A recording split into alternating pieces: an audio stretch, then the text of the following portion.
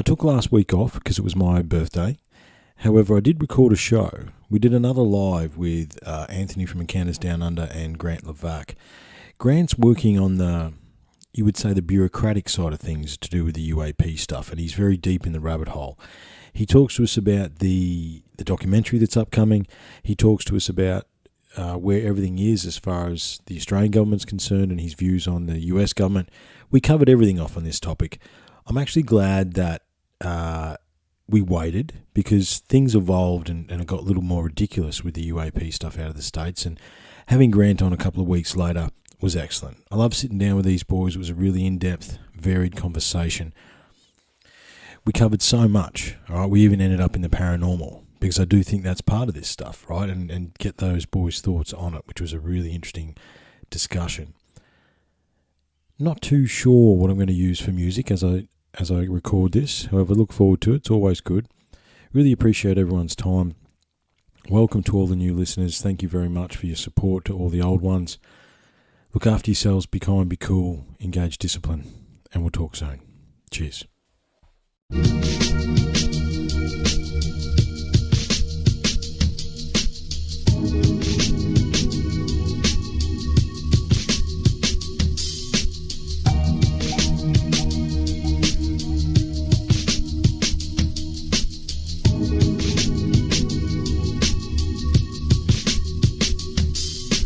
There's a poison in the structure. People suffer, people suffocate. We're suffocated daily, making our own bubble. Subtle is the kettle of the snake that squeezes. Hate to see this matrix seizes. Maybe we just need to pull the plug. Drain the system, poison out our body. You've been probably overdosing most of your life and never noticed. Overloaded, rub the cups and comatose. No one's open, no emotion, no engulfed in this dimension here. We work all day and it's always a thinking crystal clear. Everything we do revolves around the dollar count. It's all around us, all around. We're falling down. It knocks you out, get off the couch. It's all think out the toxic flame will cost you cancer, jobs and houses all around us. Got your spouses, got your house, you call the council, got no answers. Evolving out in small amounts is all we have. It's all planned out for our defeat. Water down the modern man and not a love. So we have no intuition of a vision that it's all corrupt. Oh, I know we read our vision, give our always been forgotten. We're sick of our thoughts and living in boxes. Now let's go find all of those outreaches, forgotten the beaches to walk on the treetops to modern all pieces apart of us. Go find out what's been making you tick, but didn't face it with criticism. Awaken your inner visions. Slow life down, you better leave your belongings. You'll start receiving your callings and be unleashing from bondages.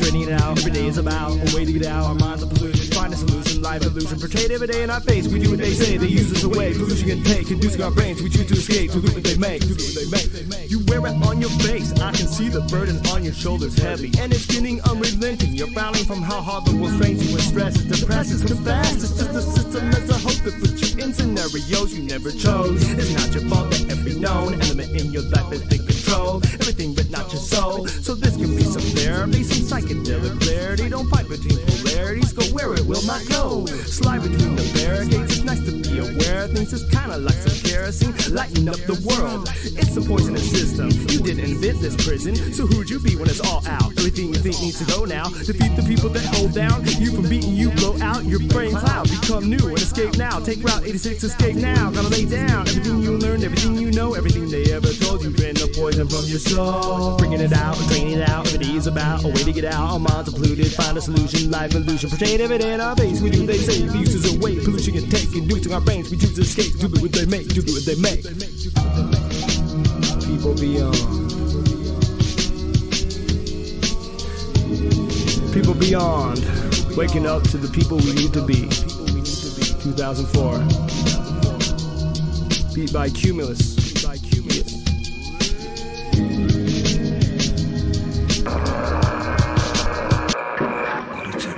Shocking eruption of great electrical energy. I feel connected to all living things, to flowers, to some special spirit, and even to some great unseen living force. Good evening, everyone. Welcome back. I had the pleasure tonight of welcoming Grant and Anthony back to the show. We're not too sure whose platform we're doing it on, but I organised this one, so they made me do the intro. So Grant, Anthony, how are you, boys? G'day. Look G'day. at that. Well How are you done. fellas? I like Doing it. well.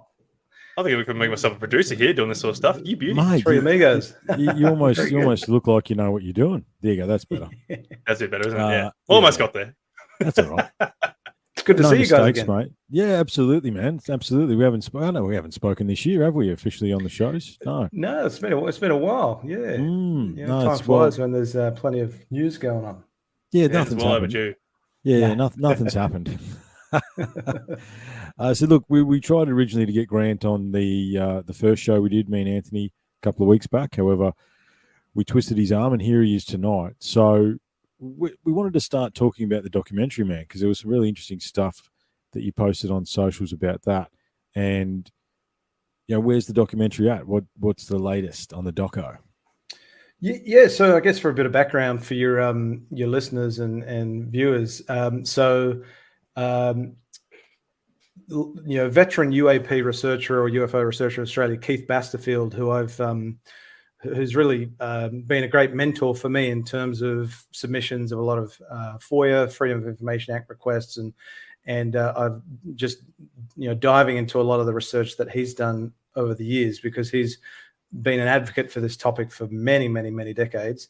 And I developed a really good relationship with him. And he actually recommended me he put my name forward for this documentary that's due to come out soon called Close Encounters Down Under. And so the producers reached out to me and invited me to participate, sit down with them for an interview to talk about really my driving force, which is advocating for the Australian government and Australian Department of Defence to take this topic seriously and explore some of the avenues that I've been pursuing through Freedom of Information Act, as well as engaging my elected representatives, namely Senator Peter Wish Wilson, who's the senator for Tasmania. So I was invited to participate. The interview was a while back now. It was in June, July of last year. And the release date hasn't been confirmed yet for Australia. I understand it's going to air on 7 May at some stage this year. It's already aired for any of your listeners or viewers that are in the UK. If they subscribe to Blaze TV, they can watch it there. And there's 6 episodes, all uniquely different and some really cool subject matter experts. And so I was privileged to provide my perspectives on the deep dive that I've been doing on trying to engage my elected representatives and exercise my right to information by requesting Freedom of Information Act requests. So don't have an air date as of yet. Yeah, that's okay. Well, look, we'll keep everyone updated through all our platforms, because I think it's an important thing for sure. However, so where is the Wish Wilson thing at? Where do we? Because I know I signed that petition and whatever that we did that a little while ago. When was that? Yeah, sadly, still Senator Peter Wish Wilson is the only Australian senator that has raised the issue of UFOs, UAP in an Australian context. No other senators have publicly voiced their concern or their support for Senator Wish Wilson's advocacy, which is a bit disappointing. But it's also promising to see that Senator Peter Wish Wilson is still championing the effort and the conversation, trying to advance and elevate the conversation in Australian Parliament. And so on the 15th of February, so what's that? Less than a month ago, there was the Senate estimates hearing where senators basically convene to assess and evaluate taxpayer spending on government projects to see if taxpayer money is being properly utilized and so on.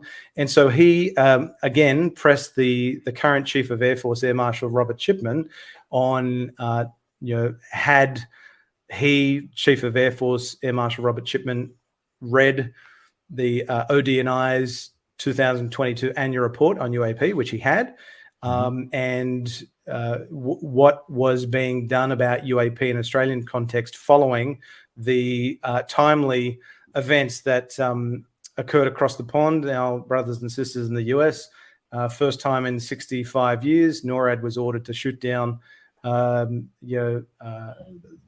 Chinese spy balloon and 3 unidentified aerial objects. So, yeah, the old balloon gate. So, Senator Wish Wilson didn't really get a ton of valuable information from the Chief of Air Force. So there's, I suspect, quite a few questions on notice that he's going to submit, and there's a follow-up Senate estimates hearing scheduled in May.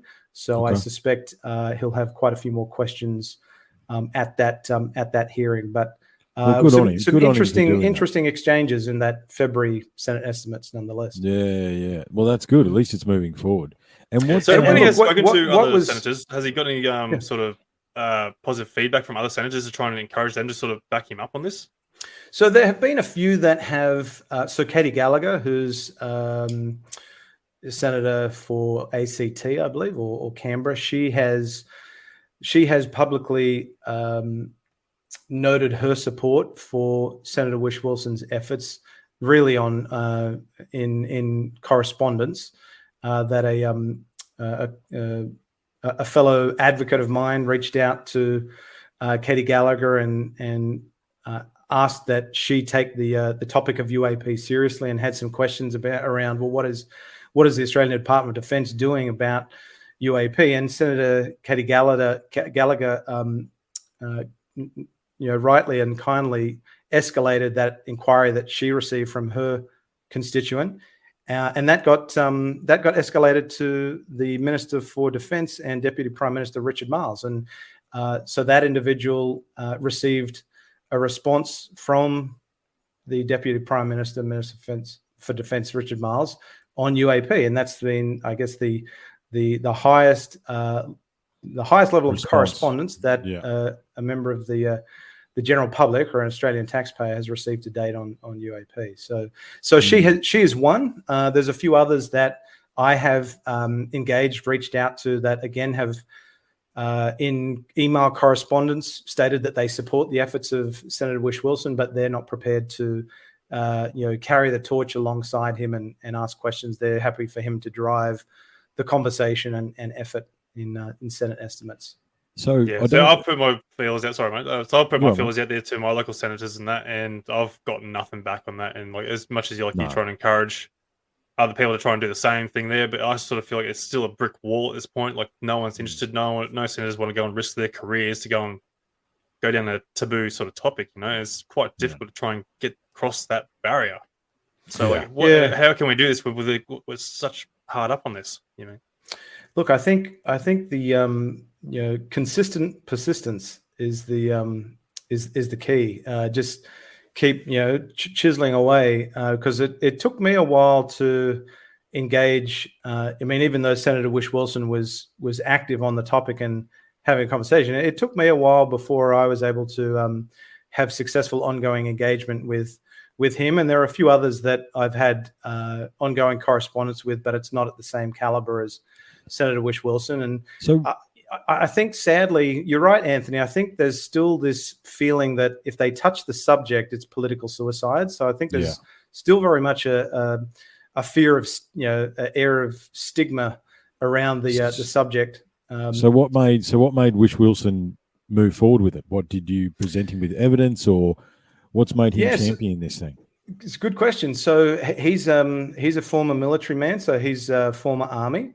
And he first raised this issue on the 27th of October of 2021 at the Senate estimates hearing, where he pressed the then Chief of Air Force, Air Marshal Mel Hupfield, on UAP. And that was less than 6 months. That was only a few months after the ODNI released its preliminary assessment on UAP. The acknowledgement. Yeah, so I suspect that his background as a former member of the Australian Defence Force, and the fact that he's a member of the Greens, which is a fairly progressive party, that was a topic that he was interested to pursue and get some, follow the data-driven assessments that our friends across the pond, the US, were making, and find out, well, what is Australia doing about UAP? What is Australia doing to, mitigate the safety of flight risk that UAP clearly pose to, military aviators and pilots and personnel in the US. So he had championed this effort long before I had even engaged him, and I was fortunate Really? that it was actually because of his engagement on this topic, advancing, elevating the conversation on the topic. It was really just happenstance. The timing was right because throughout COVID, that's what really got me into the topic. That's the rabbit hole you fell in, didn't it? Yeah, exactly. I kind of deep dived on the topic, and there was a citizen advocacy and activism event called the Big Phone Home, which we've talked about before. But it was an all day, several days. It's been done over a couple of years. A live stream event where our friends across the pond were encouraging members of the general public to engage their senators and elected representatives in the US. And so I thought, well, why can't we apply that same model and way of thinking in Australia? So, and there weren't many that were keen to kind of advocate for the topic in Australia, members of the public. So I kind of took it upon myself to get off my ass and get in the game and start asking some questions. And since then, thankfully, a lot of other folks have followed suit. So we're starting to get a bit of army of folks that are asking questions and demanding answers. Well, we need answers, don't we? We should say a special good day to Big B Media and Colleen and Brian, Baz, and Nicolia. No, I've messed that up. Sorry about that. But yeah, those that just contributing in the comments are very good, and I think the comments are sort of reflecting the conversation we're having, which is really good. I mean, the thing is, like, obviously, great show I did with Grant. I've done a few with Anthony. There's a lot of backstory. Anthony's podcast is an excellent resource. Grant's YouTube channel is an excellent resource. However, for those maybe tuning in, and don't give away the documentary, but what cases did they choose? What's one or two cases that they chose to focus on? So they looked at a few, and so the episode that I'm featured in is very much Victoria focused, so Melbourne and Victoria focused. I believe they touch on Westall. Bill Chalker talks about some of the historical cases that he has been involved in New South Wales. Not having seen any of the actual episodes myself yet, I don't know to what extent, and which cases are covered. I've only seen some of the synopses, but certainly I believe Westall is discussed in the documentary. Yeah, Westall's probably is the most fascinating one with the most witnesses, isn't it? I mean, you can still go there now and view the paddock, can't you? Yeah. I actually want to take a trip out there. I still haven't been there yet. I live in Melbourne now, and Westall is only about a 45-minute drive from me. So I'm keen to. I know. We need a selfie. We need get off a my selfie, man. Get out there for a live stream or something. But I think the Grange is still out there, even though it's kind of been developed quite significantly since 1966. But that's for me. That is definitely the most the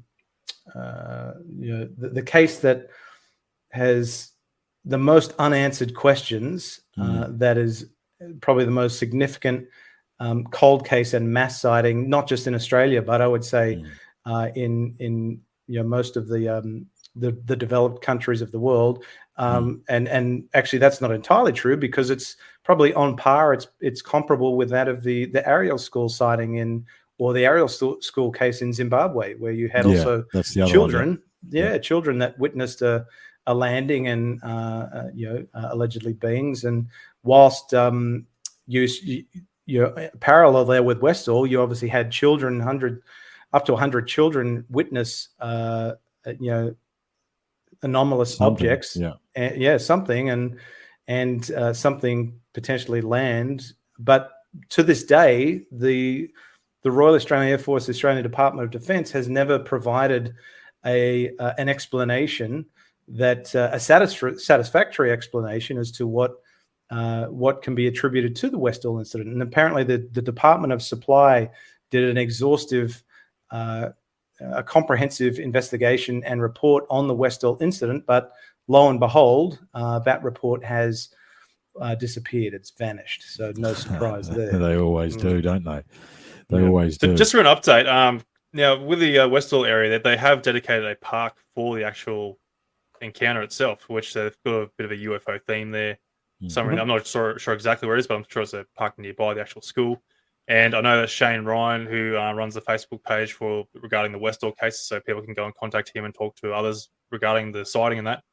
He holds an annual, I'm pretty sure it's annual, but he holds an annual event there for people to go and meet and greet and discuss the topic and whatnot. That's so for those who are unaware and in the area down that way, go and check it out. It should be coming up in a few weeks. Yeah, pretty soon, I think. So go and check it out. The reunion event, and for folks that weren't involved in Westall that are keen to just learn more about it. So I would love to get along to that if I can find the time for it.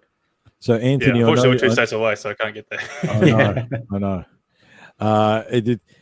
So Anthony, I know you said you messed up your interview, but what did they talk to you about?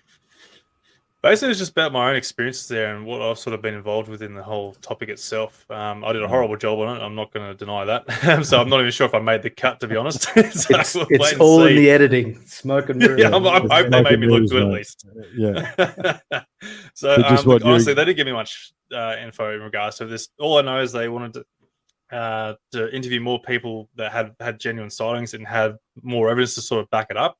And unfortunately, from my point of view, I don't think there's much evidence out there that it could really hold as a real, genuine sort of evidence, because it's always just that blinky little light in the sky or out of focus image, which gives no credibility to what these people are trying to explain. Not that I'm trying to discount anyone's experience, but it doesn't help the evidence in that case of what they're trying to describe. We have to remain objective. We have to remain. That's objective. right. And I suppose, I know me and Anthony sort of touched on it, but I'd like to get your thoughts on it as well, Grant, because there does seem to be some genuine, like before we get to what didn't happen or did happen in the US a couple of weeks ago, there seems to be an uptick in genuine sightings. Like, I mean, I know on the UFO page, on the Facebook page, there's probably been half a dozen where I've gone, that's interesting, like, whereas, look, me and Anthony, we all want it to be UFOs. So do you, man. I know you do too. We all want it to be UFOs, UAPs, man. However, it's not all the time. But there has been some genuine anomalous sightings. Seems to be an uptick, and I wonder whether you think that's a tech thing because of the quality of the phones, or does there seem to be an uptick because or is it a consciousness thing because it's being brought upwards in the zeitgeist, maybe? Yeah, well, I think could be a combination of those things. I mean, the sheer fact that we all do have, a pretty powerful device at our fingertips, and we can point up at the sky and take some pretty incredible, video or photographic footage. You didn't have that technology in the 1950s, and when they had, some great still camera photography. The McMinnville photo is one that always stands out for me. So the fact that we have that technology at our fingertips, it makes sense that the more phones that are on the planet, the more photographic and video footage you're going to have of objects in the sky. What those objects are, that's the $1 million question, isn't it? That we want an answer to. It could be noise, flight traffic. It could be balloons. Could be atmospheric phenomena. It could be stars, could be Venus, but it also could be anomalous activity as well. So, unfortunately, though, as good as the iPhone and Android phones are these days, they're not very good in low-level light, and so you're obviously not going to ever be able to get high fidelity, high resolution, imagery. So, more often than not, when and I've heard this repeated to me a number of times, if you do see something, it's important that you try and take mental note or even write down as much information about not just what you saw with your own eyes or even on your on camera on your phone, but the weather conditions, description of the time, description of the locale.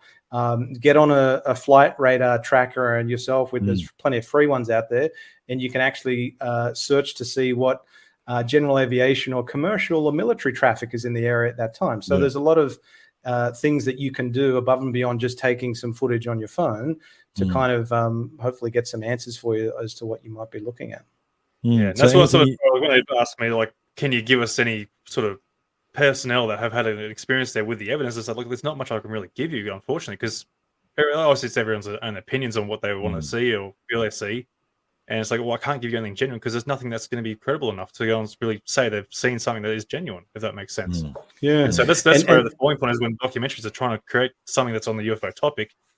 It's just always something that's, I don't know. It's frustrating on my end of things, but obviously we want. And look, as exciting as it is to see, footage that gets posted on social media, or there have been people that have reached out to me with footage, and I know Ross is inundated. Ross Coulthard's inundated with people reaching out to him, providing him with footage. But the provenance of what you're capturing is really important. So it's not just about the visual and the audio; it's also about the background of the weather conditions, the geography.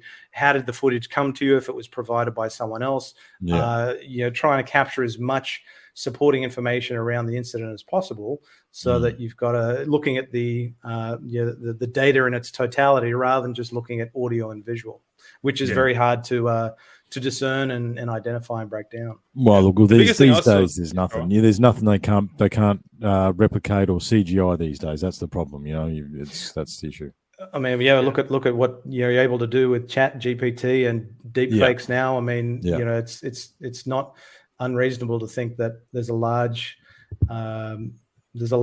percentage of the footage that is out there is either done for a laugh or as a hoax, which unfortunately just adds to the stigma around the topic. I was going to say what percentage I wonder is disinformation as well, because I mean obviously as the sightings and as I say, as it's rising in the zeitgeist, the curiosity and people wanting to know and stuff like that, how much disinformation is there potentially? I mean, as we've discussed, the Australian government, apart from Senator Wilson's just basically ignoring it, even though we have the same technology in our Super Hornets and the F-35s and stuff like that. And if they are detecting, well, Pine Gap's one of the best radar stations on the planet, so you'd imagine that if something was being detected either on the Australian or off the Australian mainland, they would be seeing these anomalous objects. And that probably leads us to your thoughts on the balloon and what did or didn't happen. The balloon was totally not for spying.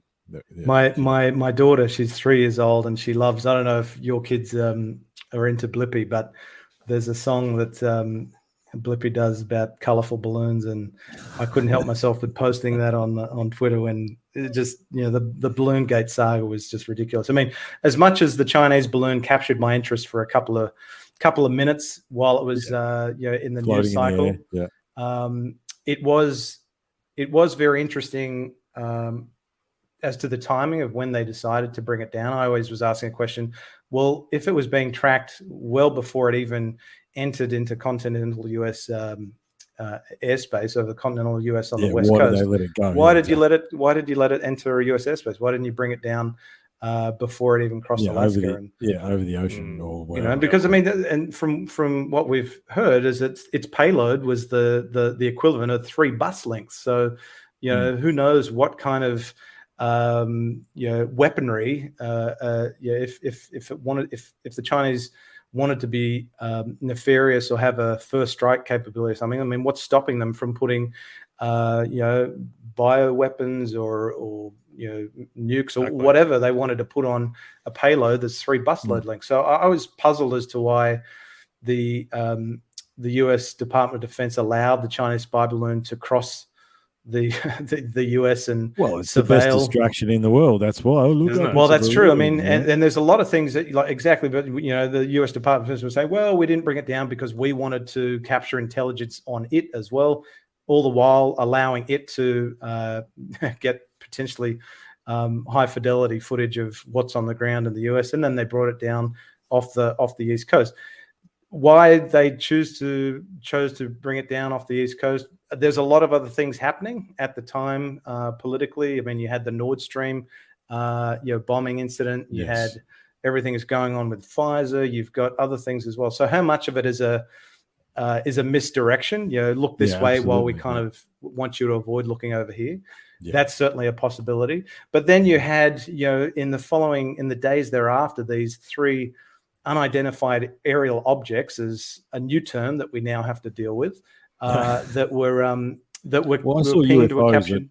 I saw UFOs early on. I'm like, why are they using UFOs, right?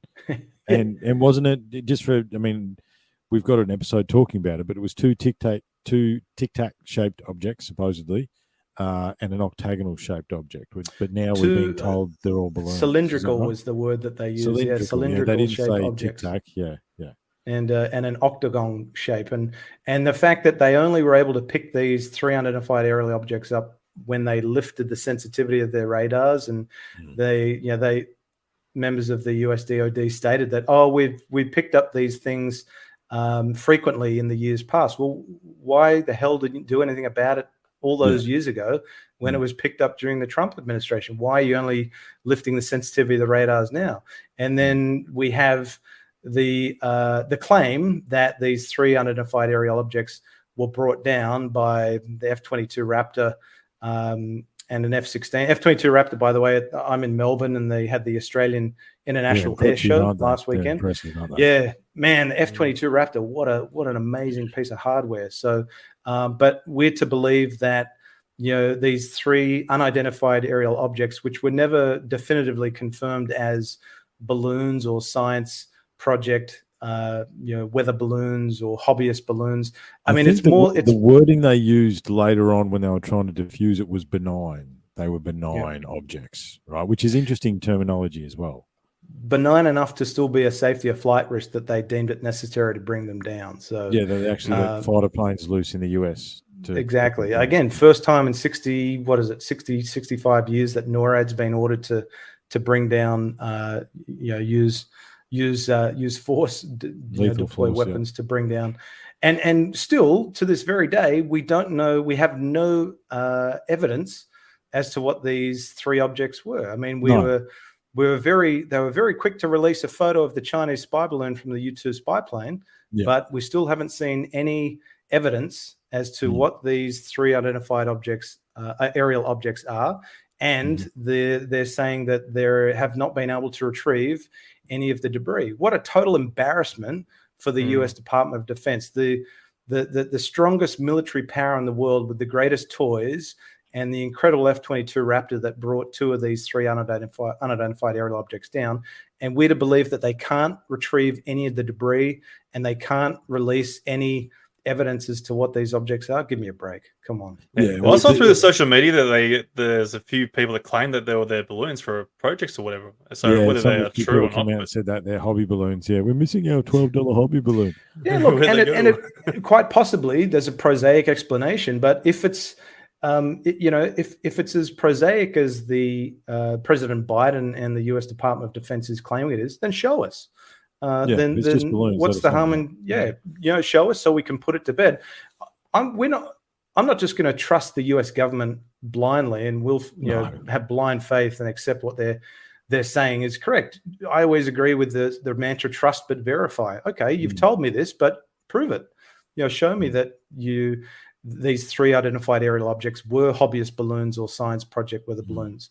I'm not going to, and there could be a number of reasons why they haven't actually released any footage, gun camera footage, radar footage, or I mean, there's got to be some form of visual data that was captured via gun camera footage. I mean, if someone can take a selfie, if they can take a selfie from a U-2 spy plane that gives us high fidelity, high resolution imagery of the Chinese spy balloon, then are we to expect that there's nothing captured for those other 3 objects? Of course there is. They just haven't released it. And the reason why they haven't released it is, one, it could be a massive embarrassment for the US, which I suspect that's they've $450,000 per missile. They've and blown. The first one missed. They've blown exactly. So that 4 missiles. How many missiles in total? 5 missiles on 4 missiles on 4 objects. One for the Chinese spy balloon, and then you had it was 5. It was 5 because the first one missed. Because they missed.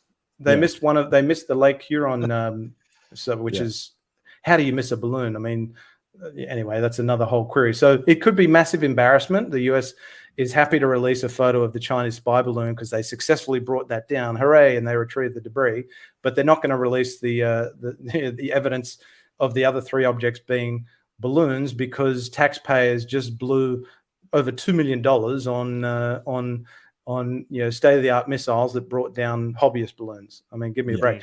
That's one scenario. The other scenario is, well, if they are hobbyist balloons, then there could be some serious criminal indictments or investigations that there could potentially be prosecution or criminal charges laid on those hobbyist organizations for entering flying objects in FAA regulated airspace, even though there was no flight traffic in that area at the time. That is one plausible explanation, but I'm not. I think if that was the case, though, we would have heard about that one, right? If there's, you made us do this, and now rah rah rah. Well, they would, and there would nothing wrong with them saying, look, there's an investigation underway to determine which organizations were. I mean, we still don't know origin. We don't know what they were. We don't know intent. Yeah, we have no information about those 3 objects. We only know information about the Chinese spy balloon, and that's a big worry. I mean, it just screams complete incompetence from the US military. I mean, they're spending trillions of dollars every year to ensure the safety and security of the US population, and they're not even prepared to be transparent and tell the US population what it is that they brought down, because I think they're just terrified of being embarrassed, and the public perception that, geez, we really we overstepped here by bringing down balloons with some state-of-the-art missiles that cost almost $500,000 a pop. So okay, that's what I sort of want to know too. Sorry, I just want to know too, like, why waste missiles on balloons that they can clearly identify as balloons? Why just give a quick squirt with a 50 cal? Just put it done. Like, that's just. Well, then they're going to use the argument that artillery shells have to fall somewhere. So they obviously, but they weren't anywhere near general populated areas. Exactly. So that's a very good question. Why did they waste a $450,000 missile?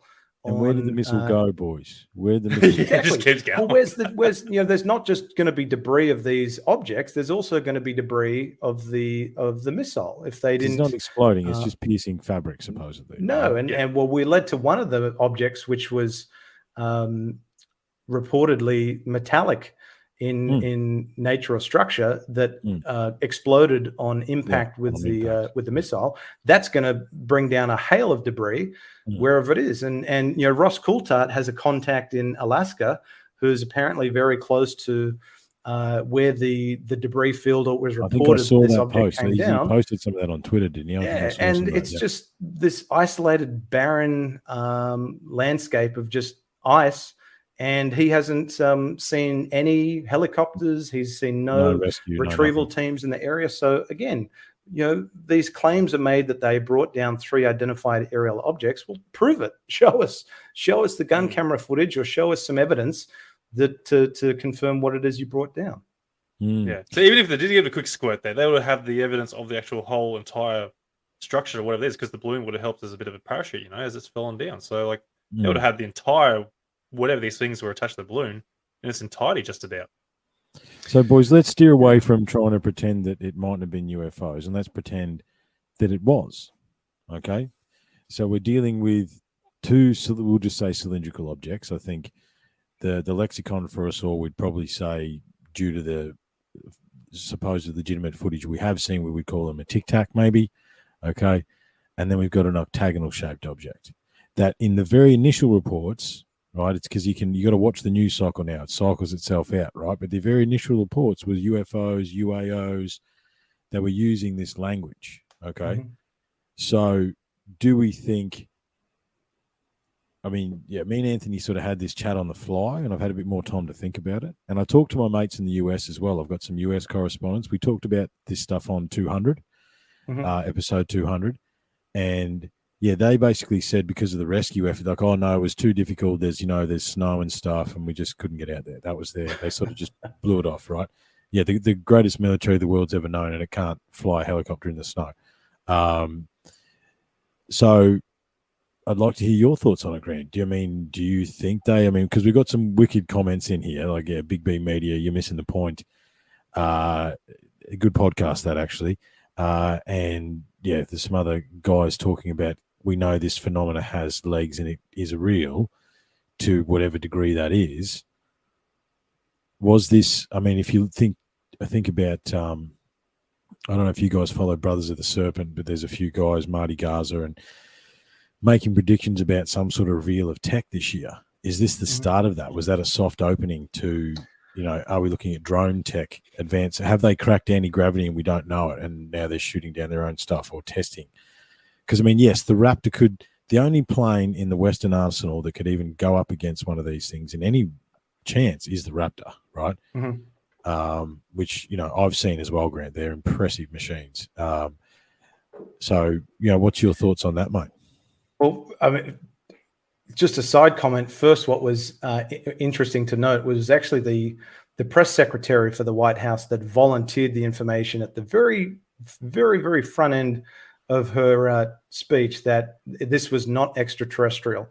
And then you have the general of NORAD, or North Command, come out when was asked a question by Helene Cooper, who was actually one of the journalists responsible for authoring the December 2017 articles co-authored by Leslie Kean and Ralph Blumenthal. Her question was, can you rule out that these are extraterrestrial in nature? And the general, can't remember his name, said, no, I'm not ruling anything out at this. Yeah, at this that's juncture. right. Yeah, so yeah, not ruling anything out at this stage. There's this massive contradiction. The press secretary for the White House, or this woman's come out and said off the bat, don't worry, it's not extraterrestrial. And then you've got the NORAD, general. The coming guy out that saying, ordered the planes. the guy that ordered the planes to shoot them down doesn't know what they were. Yeah, exactly. So massive, massive contrast, and it's just unfortunate that the White House press corps and those that are have special access to, the members of the media that have special access to Pentagon press briefings and White House press briefings, they didn't ask the all-important questions. They just asked these very softball questions, and they didn't follow up on it whatsoever. And that's been, I know Ross's gripe is that the media is not exercising 1 ounce of journalistic due diligence because they're so afraid that they're going to have their access revoked. If they ask a hard question, challenging question, they're not going to be permitted back into to cover the breaking stories that come out of the Pentagon and the White House. So there's a real failure on the part of the mainstream media to press the US DOD and the White House on this whole incident and ask important follow-up questions. So it's a real real tragedy that the media has not carried the torch and done their due diligence on the topic. That was a side note to obviously before. The point one of the fellas there, one of the reporters there too, he asked the question before, he didn't get the question answered, but he quickly snipped in there a question going, would you even tell us if it was ETs? And unfortunately, they were too busy giggling and laughing about the whole ET topic, as they usually do. But his question got missed, and it's like, that's what a genuine question. Would they tell us? Would they even if tell they us, were ET in that matter? So what's your thoughts, Grant? Yeah, absolutely. So what's your thoughts, man? That's a tough one. Yeah, I would love to believe that everything that has happened since December of 2017 has been a slow drip of information to try and desensitize the masses, the general public on this topic. Make it more mainstream for UAP to be in everyday conversation, because everyone still associates UFO with extraterrestrial. So that's why they've rebranded UFO into UAPs, to move away from the stigma that's associated with that acronym. Would we get some form of disclosure announcement from the president? I would like to hope so. If there is, what you have to remember is now you have President Biden ordering the establishment of a brand new whole of government interagency office that's going to investigate not just these unidentified aerial objects, these balloon-like entities, but also UAP, because there is a real distrust between the White House and the Pentagon at the moment. The Pentagon's been dragging its heels on its legislative mandate, which is to establish the All-Domain Anomaly Resolution Office, ARO, which they have, but it's only got 3 staff, 1 full-time, Sean Kirkpatrick, and 2 part-timers that are pulled away from their full-time day-to-day duties. So the Pentagon is basically giving the US Congress lip service and saying, we're going to do the absolute bare minimum because you've told us we have to. But they're not, I don't believe the Pentagon is taking this topic seriously, because they haven't funded ARO and staffed and resourced ARO appropriately.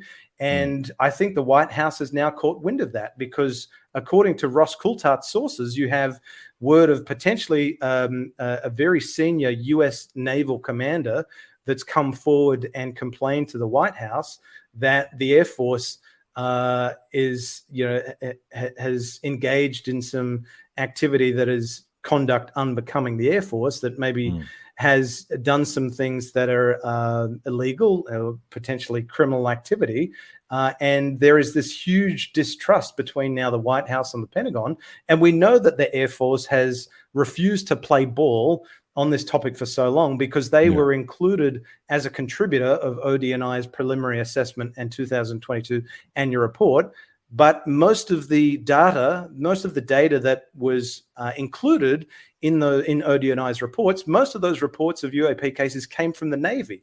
The Air Force has contributed very little to the ODNI's reporting thus far. They're refusing to assist with ARO's efforts and the US Congress to get to the bottom of this issue. And I think the White House has caught wind of that and said, essentially, stuff you Air Force and US DOD, Pentagon, we're going to have now an independent interagency body that's going to get to the bottom of this, whether it be looking at legacy programs that may include crash retrieval efforts, as well as what's going on with these waived, unacknowledged special access programs that go without any US congressional oversight. And there may be trillions of dollars being poured into black budget technology that's being tested on US military aviators and pilots without the knowledge of those US military aviators and pilots to kind of test their top secret technology. And to your question that you asked before, Trevor, I suspect that is a significant part of it,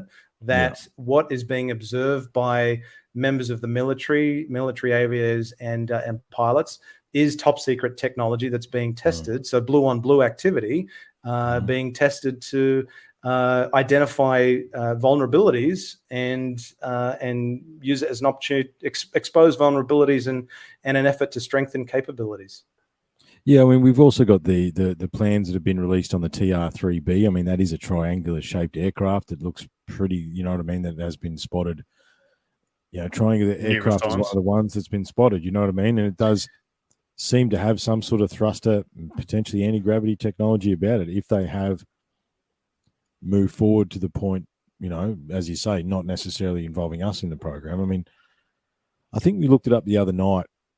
I think the US has lost $6.3 trillion somewhere, right? I mean, how do you lose $6.3 trillion, right? Is it under the couch? You know what I mean? Remember Donald Rumsfeld that famously publicly stated that the Pentagon couldn't account for $1 trillion in. I mean, 2.3. It was 2.3 or 4 ridiculous. The day before 9/11. Yeah, and then since then it's now 6.3. It's just ballooned out. And to the point that you just raised about the TR-3B, I mean, look at the Navy patents. Salvatore Paez and the patents of these triangular shaped, craft that have obviously no sign of visible propulsion. Are we to believe that coupled with these sightings of triangular objects and reports of the TR-3B? I mean, it's quite possibly that you have the stealth bomber and the what is it, the B-21. I mean, these new triangular shaped stealth fighters that could easily be misidentified and confused as UAP or UFO. Absolutely. But look, the fact that you also I'm an aviation nut. When those big B-2 bombers come over, they look otherworldly, and they don't make a lot of noise either. They don't make a lot of noise, and they disappear because they're so skinny. You watch them, and then gone, right? Because of their radar profile, So it's like, to someone who never wasn't an aviation buff, you could easily say, "What is that?" You know what I mean? Like, what's going on there?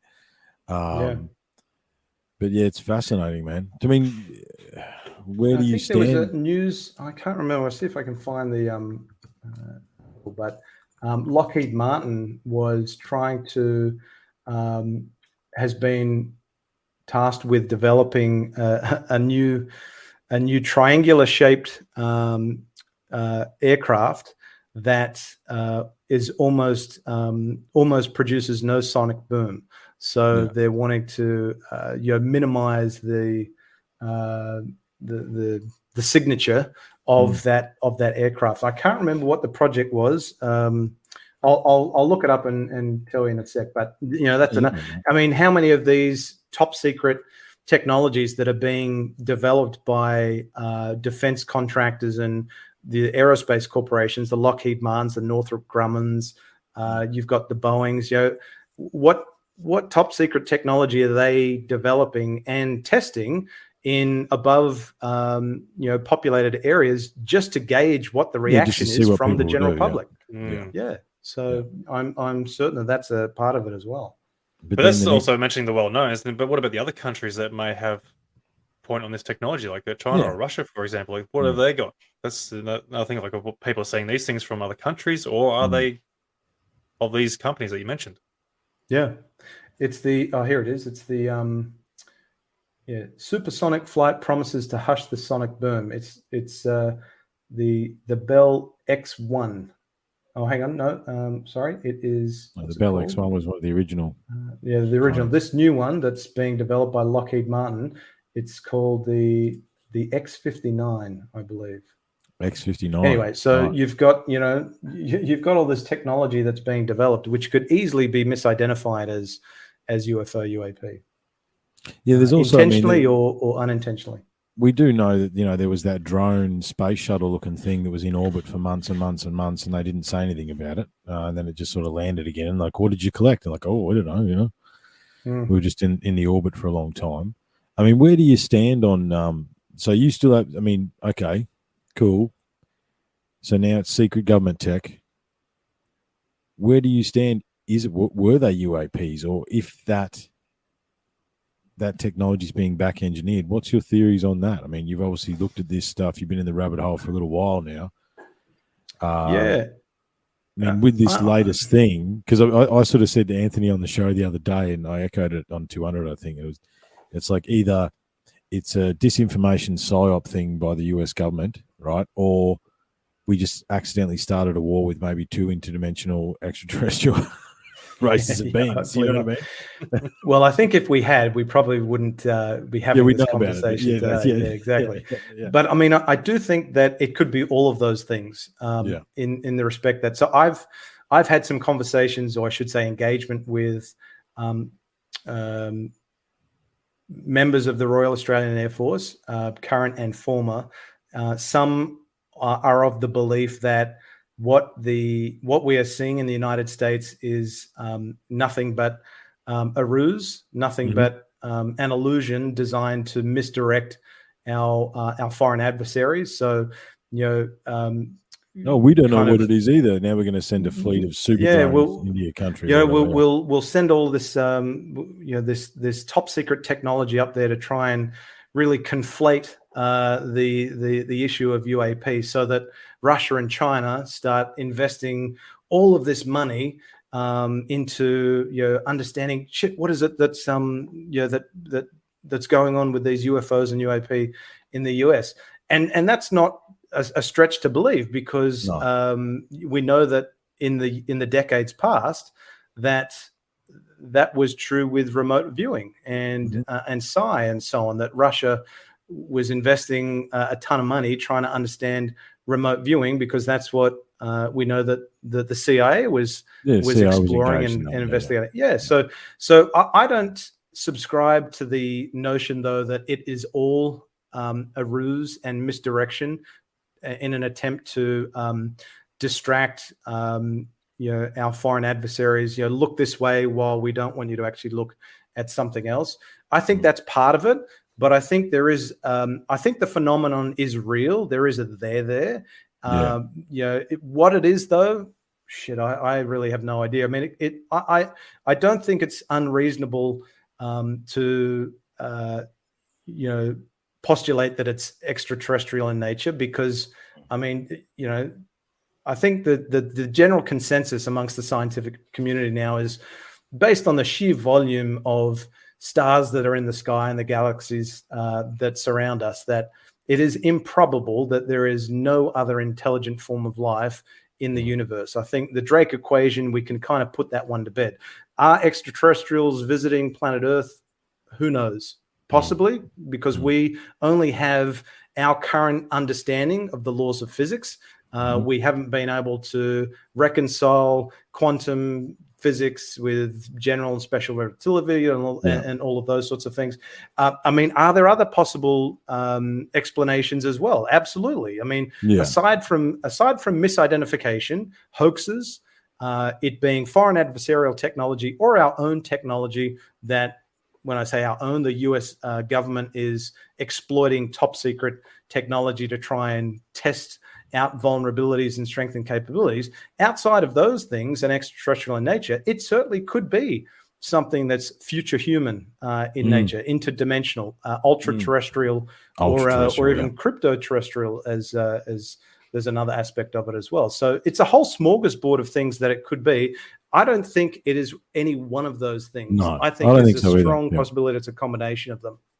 Because I mean, like as you say, the Air Force has North Sentinel Island. G'day, Angus. Are we North Sentinel Island, right? Are we a fishbowl, right? Are we being observed? That's the other theory as well, alien ant farm, I say. Alien ant farm, right? Is this, because if these things are interdimensional, if they are ultra terrestrial, I mean, I was just about to say the Air Force hasn't had a lot of contribution because, according to what we understand, most of these things are seen above water.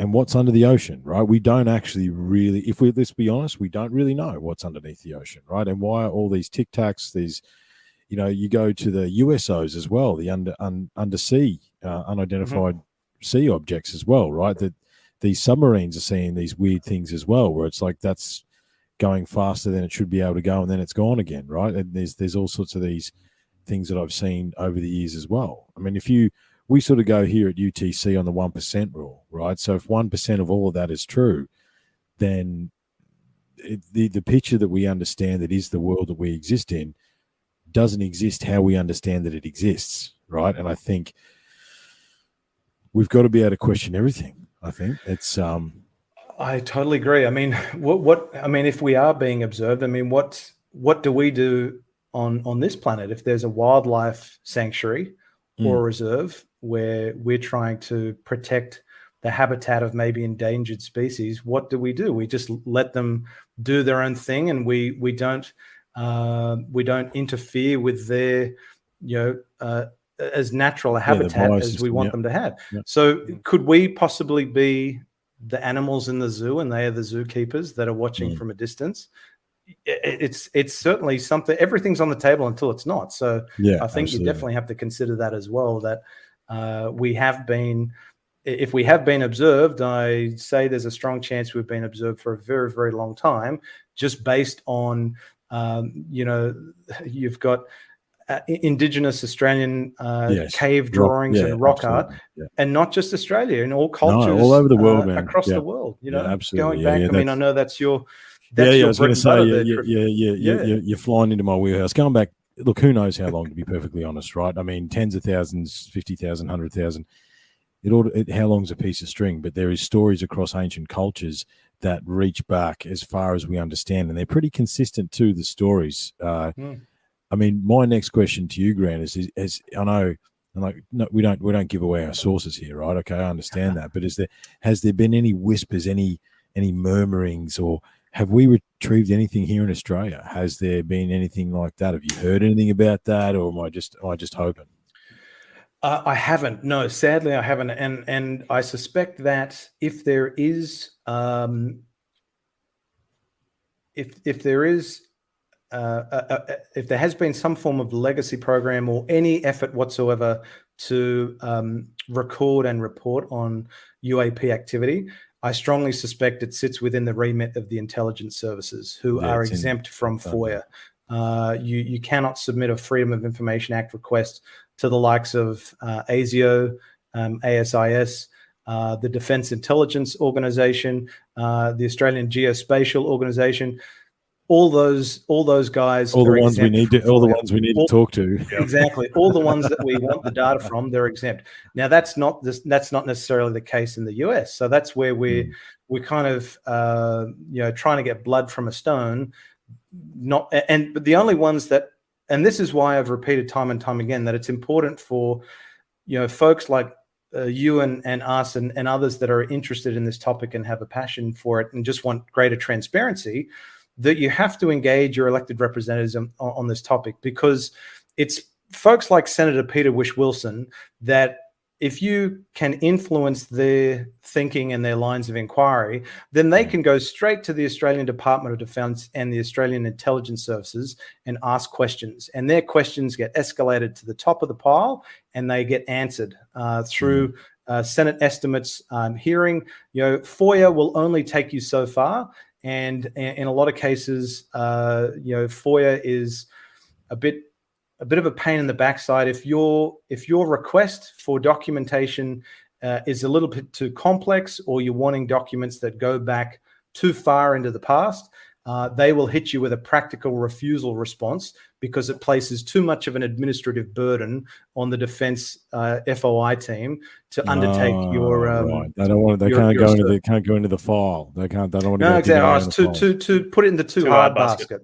Exactly. We don't have the resources. It's going to take away from the day-to-day operations and responsibilities. So that's why it's important that we engage our elected representatives, because if they ask questions, they will get a response. They'll get an answer. So then, Grant, what's the most interesting FOIA document you've had your little fingers on? You got anything you want to share with us, or what's the main? The one that's been probably the most significant to date, and I've been submitting US FOIA requests as well, but the most significant Australian release was without a doubt the Chief of Air Force brief on UAP. So following the questioning that Senator Whish-Wilson asked of Chief of Air Force Air Marshal Mel Hupfield on the 27th of October of 2021, Mel Hupfield was caught completely off guard by the senator's questioning. He was kind of flummoxed that he was being perplexed. He was being asked questions about UFOs. And because he was caught he was blindsided, the Royal Australian Air Force prepared, as part of a Senate estimates brief, a briefing paper, a Chief of Air Force brief on UAP, so that if he got asked questions again or was pressed by other members of Parliament or senators or members of the media, he would be prepared with some scripting, some talking points on, basically staying true to the strategic narrative of the Royal Australian Air Force. And this document that I secured through FOIA blankly tells us that the Royal Australian Air Force has a very specific strategic narrative, a story that it wants to tell about UAP. That one, UAP is not extraterrestrial in nature. It could be foreign adversarial, it could be atmospheric or other benign phenomena, or it could be human-made technologies. That's the line that the Royal Australian Air Force is pushing. That there's, move along, folks. There's nothing to see here. So this document, the Chief of Air Force brief on UAP, I've actually got every single iteration of that document from February of last year through to February of this year. So, and I've tried to see where the document has evolved and changed over time. Yeah, I was going to say, where's the wording change? You got to watch the wording change. The only changes, and I dropped this on Twitter the other day. The most recent version of the Chief of Air Force brief on UAP is really just acknowledgement that the Royal Australian Air Force has read the 2022 annual report on UAP from ODNI, and they acknowledge that UAP clearly pose a safety of flight risk, but they went so far to volunteer for our US ally. They're So stating not down here. Right. No, they're adamant that this is a US issue. This is not an issue that is a problem for Australia and presumably other countries, which we know is total BS because the Royal Australian Air Force has had as long of a history investigating UFOs, UAP, what they called unusual aerial sightings, UAS, from the 1950s through to mid-1990s. So almost as long as a history investigating UFOs as the US did. But the other thing is too, boys, we've got to take into the Europeans. The French have a very extensive program. They're very open to the sightings and stuff like that. France, the French government commissioned a comprehensive report on UFOs back in, I don't know if it was the 90s or early 2000s. You've got the UK, obviously had the Condine report. Australia and the UK, sadly, are very much aligned with each other, where there's move along, folks, nothing to see here. They're not they're not acknowledging that UAP are an issue, where we know now that it's not just the US that's taking the UAP topic very seriously, it's now also Canada. So the chief scientist for the Canadian government has now commissioned a study on UAP, and that's thanks to the advocacy of a gentleman by the name of Larry Maguire, who's an MP in Canada for the Canadian government. He's been very concerned about what he's hearing from the UAP task force, because the UAP task force briefed the Canadian government and military on UAP in February of 2022, thanks to the great reporting of Daniel Otis. So we know that Canada is now taking the UAP topics very seriously. And that then opens the conversation. Well, if the chief scientist of the Canadian government is now recognizing that UAP deserves some scientific scrutiny and investigation because NASA has committed to a 9-month study to better understand what further studies can be done on the topic. What's to say that, Senator Wish Wilson and other senators and members of parliament can't ask questions of the CSIRO to say, well, hang on, if Canada's top chief scientist is asking questions about UAP, maybe the CSIRO should be as well. Yeah, absolutely. I was going to say the same thing too. Like, why has this guy taken it so seriously? What's in that report for him to go and really question it? And yet everyone around the world or other countries are saying we don't care. But yet this one guy is like, I don't know why Australia seriously. and the UK and New Zealand, they're 3 of the 5 members of the Five Eyes are sitting on their fat ass and not taking this topic seriously, and I don't understand why. So, Grant, sorry, Anthony, did you want to go, mate? No, I was going to switch. No, you're right. Go for it. I just agree. No, look, I totally agree as well. There's no disagreement. I'm interested to hear what your thoughts on Corbell are, Grant, Jeremy Corbell, because obviously in the chats here, really appreciate all the comments from Brian, and good to see you, mate, Angus, and but Luis Elizondo was mentioned in the chat. I mean, he's obviously aligned. Well, I don't know if he's aligned with Corbell, but that's the US cohort, right? With Corbell seem to be at the forefront of releasing information. I mean, what's your thoughts on Corbell and that sort of stuff? I mean, first and foremost, I was introduced to the first I heard of Jeremy Corbell was through the films that he's released. I think there was he started with Patient 17, and then Hunt for the Skinwalker, and then obviously the Bob Lazar documentary. I think as a filmmaker, I enjoy his documentaries. I mean, being a filmmaker, I think he certainly, like any filmmaker would, adds a bit of creative license to the storytelling aspect. I'm still kind of on the fence on the Bob Lazar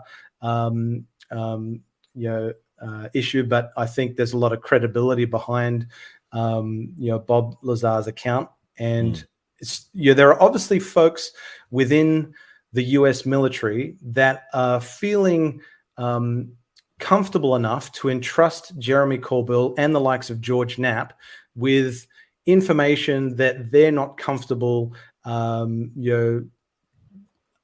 to their, or maybe there is a not a level of comfort, but maybe there is a dissatisfaction that members of the US military, they're so frustrated that their commanders and top brass are doing nothing about the UAP issue, which is a clear safety of flight issue and national security risk, that out of sheer frustration, they're going to the likes of Jeremy Corbell and George Knapp and releasing information that is that the Pentagon has actually confirmed as legitimate footage of UAP. Now, for example, the footage of the triangle above the USS Russell and the USS Omaha of the purported to be a trans-medium object. Now you have the Mosul orb, the first UAP that's reported in a conflict zone. So there are obviously people within the US military that are feeling comfortable enough to entrust the likes of Jeremy Corbell with their information, which the Pentagon is saying is legitimate.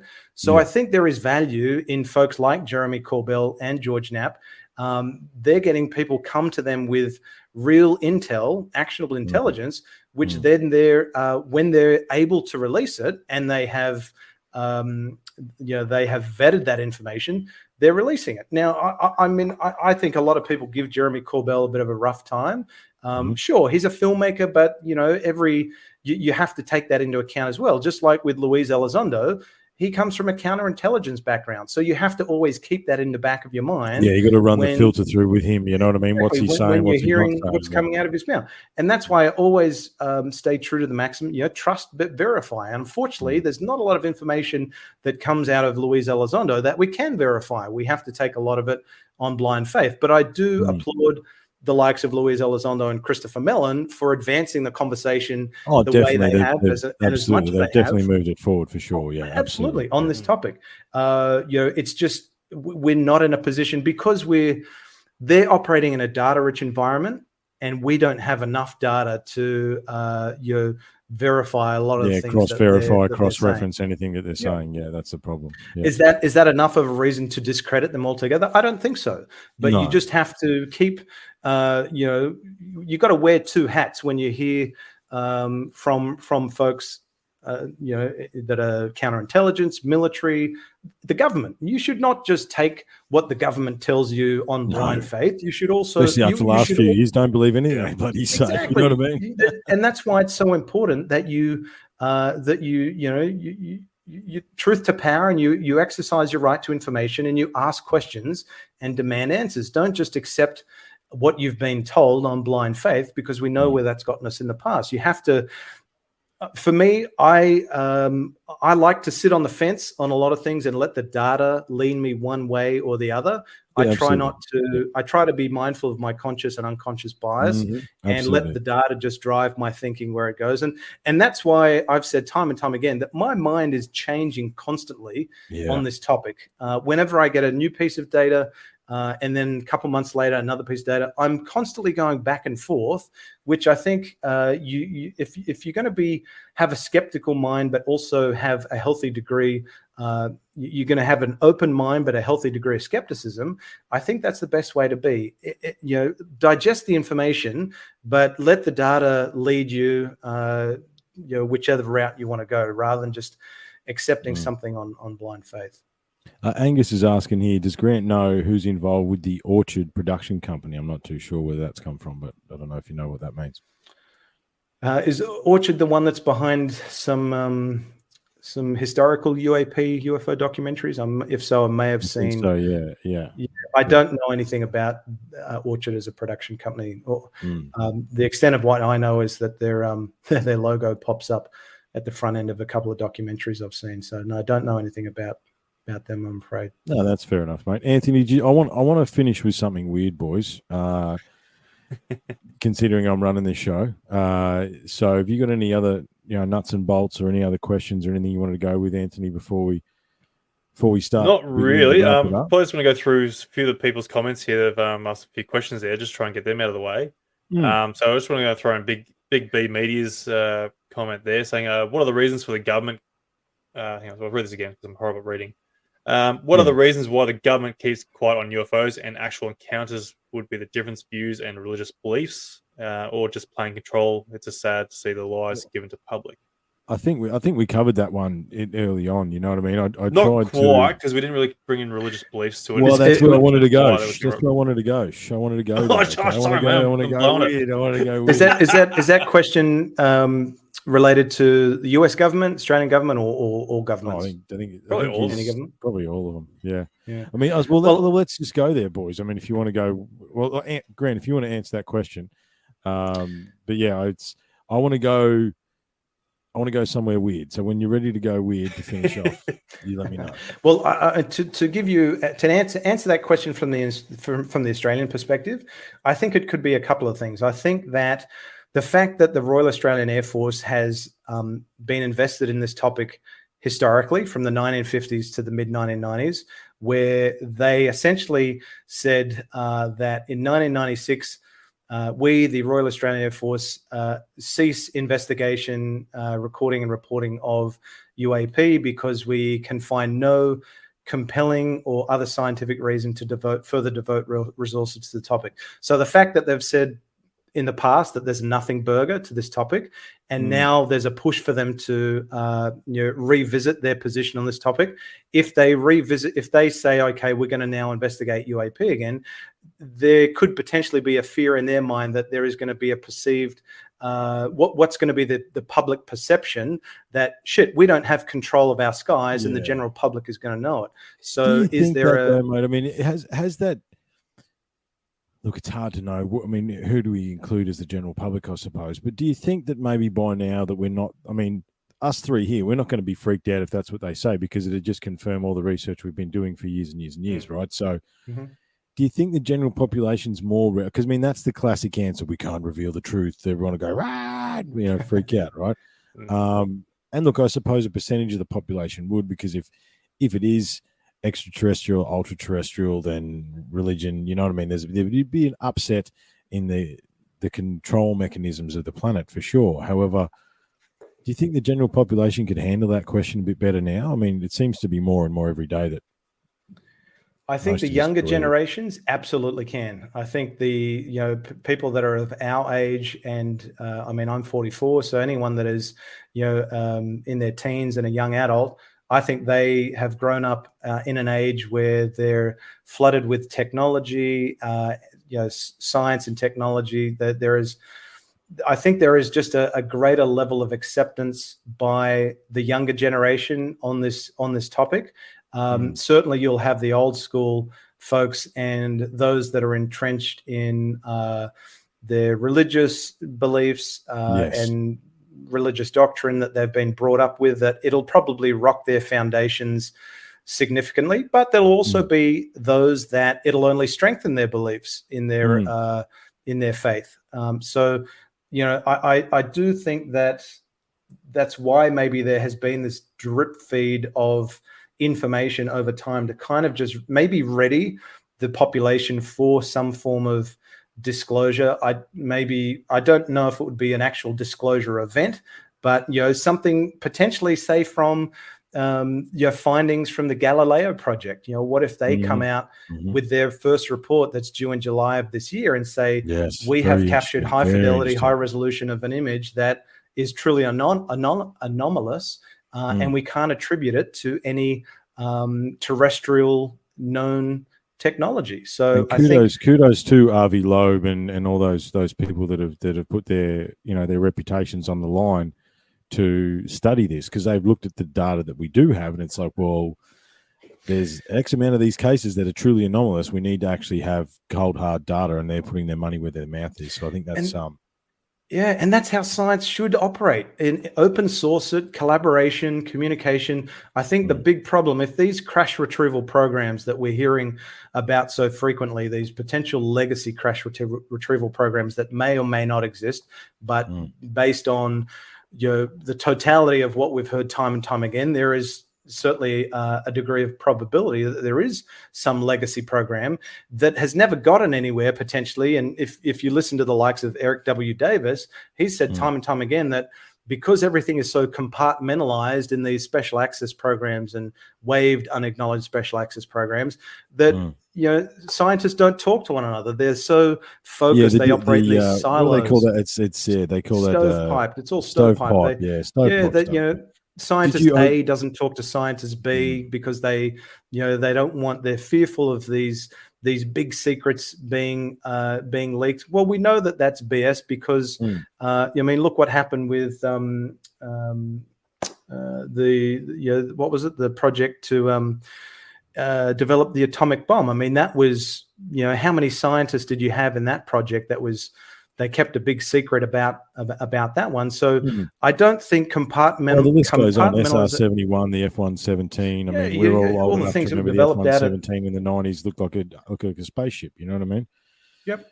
And that's why I applaud the likes of the Galileo project, the folks at CERN who are responsible for the development of the Large Hadron Collider. I mean, they have thousands of people involved in that endeavor, and it's all open source. It's all about collaboration, community, communication. That's how science should advance, not in these compartmentalized special access programs. Certainly, a lot of things will always need to be compartmentalized to negate leaking and foreign adversaries getting a hold of technology. But the only way that we're ever going to, I believe, move to becoming a true Type 1 civilization is if we get scientists and academia. We've got to get over ourselves and work together. That's what we've got to do. Yeah, in this topic, we have to. Well, across all topics, really. But yeah, this would be good fun. That's right. I mean, this one that we're passionate about, we have to remove the frickin' ego and get collaboration and other great minds on the topic.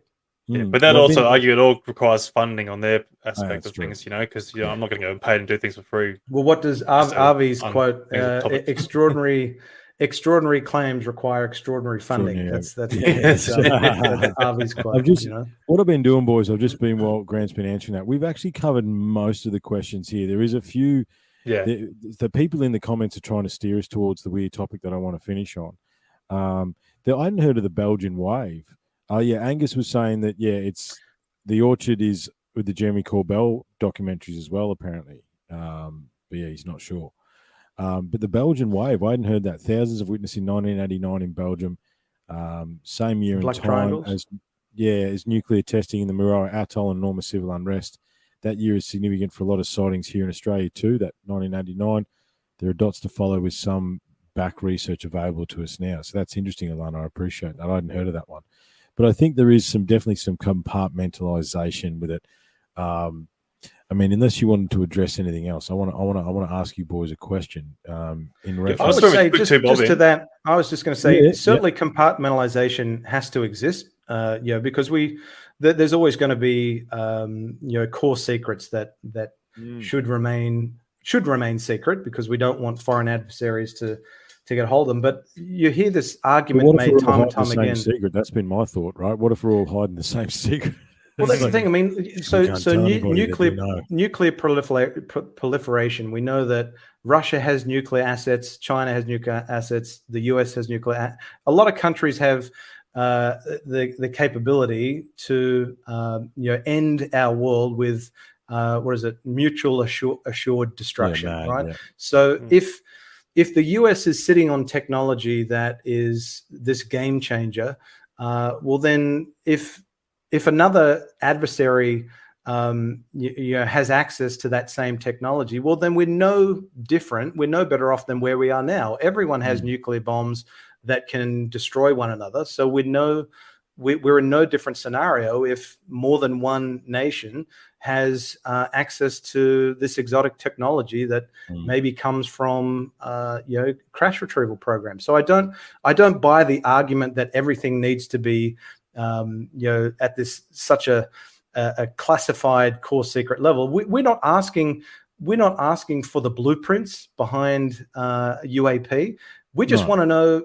Have you solved anti-gravity? Have you solved anti-gravity? We want to know what it is, what its origin is, and maybe what it is, where it's from, and potentially when it's from, if it's not from this time. Look, I agree with missing the point there, right? What if there are no foreign adversaries? I wonder that as well. You know what I mean? Like, obviously, unfortunately, the overshadowing thing of the last few years is it's quite clear that there is a seems to be a functioning something behind the perceived government. You know what I mean? Like the evidence for reptilians. But we talked about the black programs. We talked about the missing money, and that's only the US missing money. Every country's got missing billions or trillions of dollars, right? That a hammer costs $100,000. Where's all that money going? What are they actually doing with it? It's interesting. I wonder whether there are adversaries. And there seems to be the uptick in technology, and I wonder. I mean, looking through the questions, it's we've answered a lot of this stuff where it's like, is it a drip feed? Are we going to get drone tech? I mean, I honestly wonder, boys, that we'll wake up tomorrow and go, oh yeah, we created the Space Force back in 2016. Oh, we built a fleet of ships. Here they are. You know what I mean? Like, just tomorrow we get a fleet of stealth bombers, like has happened a couple of times in the past, right? But they're UAP technology. I mean, you talk, Grant, a lot about crash retrieval. I mean, do you believe in some of the stuff that says that maybe they found some of this stuff in some of these old sites, these ancient ruins of megalithic architecture and stuff like that? Well, quite possibly. I mean, again, we know that whether you believe him or not. I mean, what has Bob Lazar said, that he's told that he observed 9 crafts in hangars, one of which appeared to be from an old archaeological dig. So if there is, and that's the story that echoes as well, though, isn't it? That's not the first time we've heard that time and time again. I mean, look at I mean, if you just follow Roswell, I mean, even before Roswell, you had 1945, you had Trinity. We have purported crash retrievals of objects. What those objects were, we don't have any evidence to definitively say what they were. With the old balloon gate again.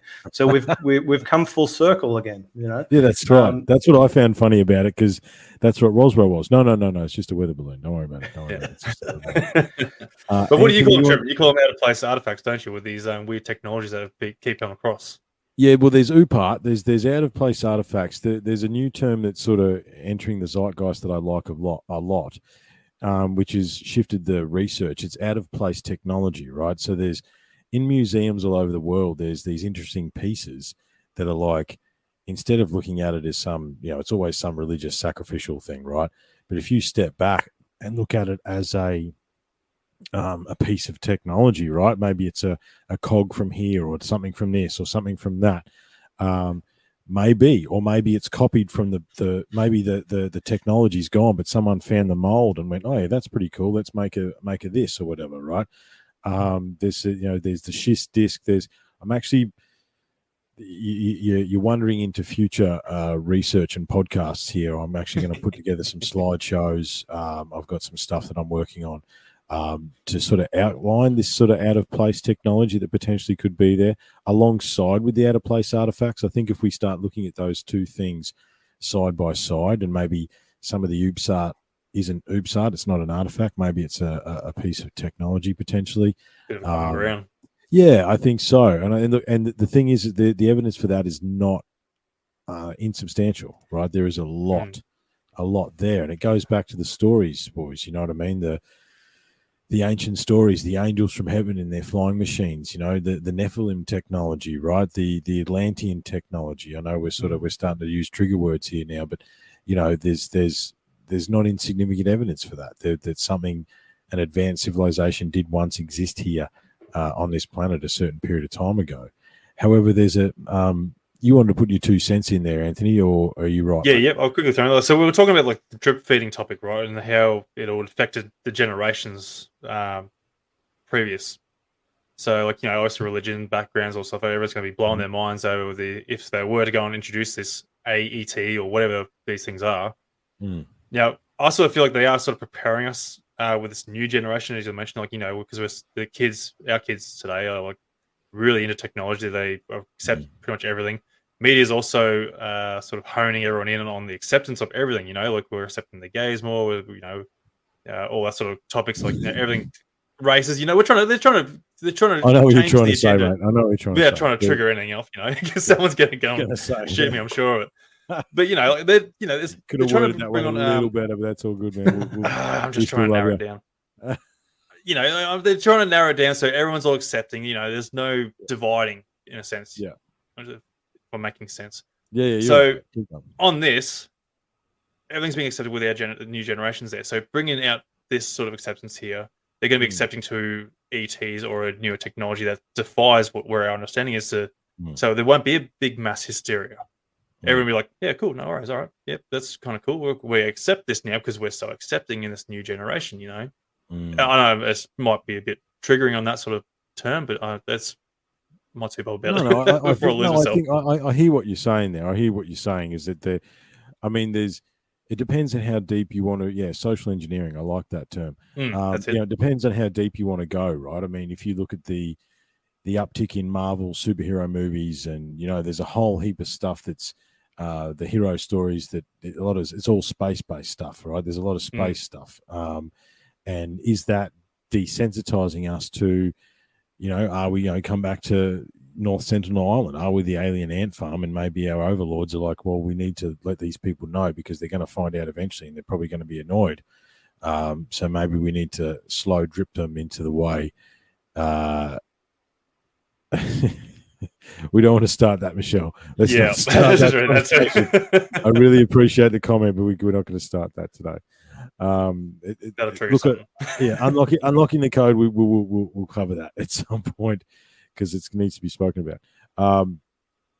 But yeah, I think maybe, right? I think maybe, but there's, when we started talking about, everything needs to be on the table. Okay, so look, I think there's a book behind me that I've brought out on a couple of the live streams. It's an alien book that I've had since I was 12, right? I've been in this rabbit hole for a long time, yeah. Just a bit, yeah. And so I've seen all sides of it, all understandings of it. And, there seems to be, I don't know why it boils down to two sides. That seems to be the human condition, but there's the nuts and bolts side of things, which I mean is pretty much the focus that we've been talking about tonight. Physical craft, crash retrieval, technology, these sorts of things, right? But then there's what's been and there's been more than a few people that have mentioned it in the chat. There's the thought that maybe, and it sort of couples with some of the ancient stories and the occult and the paranormal, the supernatural, right? Are these things interdimensional? Are they time skipping?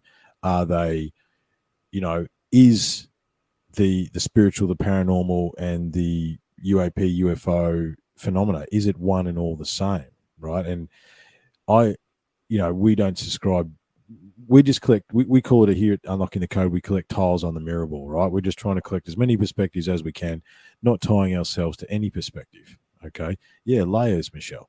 I like it, right? There's layers to this stuff, and when you do that, you've got to sort of bring into this, Skinwalker Ranch. You mentioned the Skinwalker that Corbell did a documentary on, right? Another place of high UAP, UFO activity, but also supposed sightings of interdimensional light beings and all sorts of weird stuff. And when you start expanding that lens across the planet, there's areas all over the place. And there's a couple of weird places here in Australia that have emitted a similar thing from the indigenous culture point of view. I mean, where do you boys sit with that? I mean, do you think, like you said, you said crypto-terrestrial, which I picked up that one. I mean, that's another new one, right? And look, I sit as far as I'm open, a bit like you said, Grant. I'm happy to take in all perspectives and then just see. It seems like it could be a D or the above potentially, which is a little weird and a little scary. But I mean, where do you boys sit with that? The paranormal versus the supernatural versus the UAP versus interdimensional. I mean, is it one and all the same? Because depending on which way you look at it, it could be. Yeah, look, I think the Skinwalker Ranch fascinates me, but my one gripe with Skinwalker Ranch is that it's a television show, that the History Channel puts out to just kind of keep viewers glued to the screen. And my fear with a show like The Secrets of Skinwalker Ranch is that it will become the next what is it, the Curse of Oak Island or whatever that that's into like its 10th season or whatever, and it's a fascinating show. But I think I'm more talking about the motivations, old Skinwalker stuff, not probably the from the Bigelow days. Yeah, so I think Brandon Fugel, I think his heart is definitely in the right place. I would love to see another scientific endeavor maybe attack the Skinwalker Ranch side that is very much maybe a data-driven documentary that's not so much History Channel focused. But then you have other places, a ranch that Robert Bigelow, owned before, around about the same time as Skinwalker Ranch, Mount Wilson Ranch. And there's a guy, YouTuber I follow, he does some great work, Carl Vibe.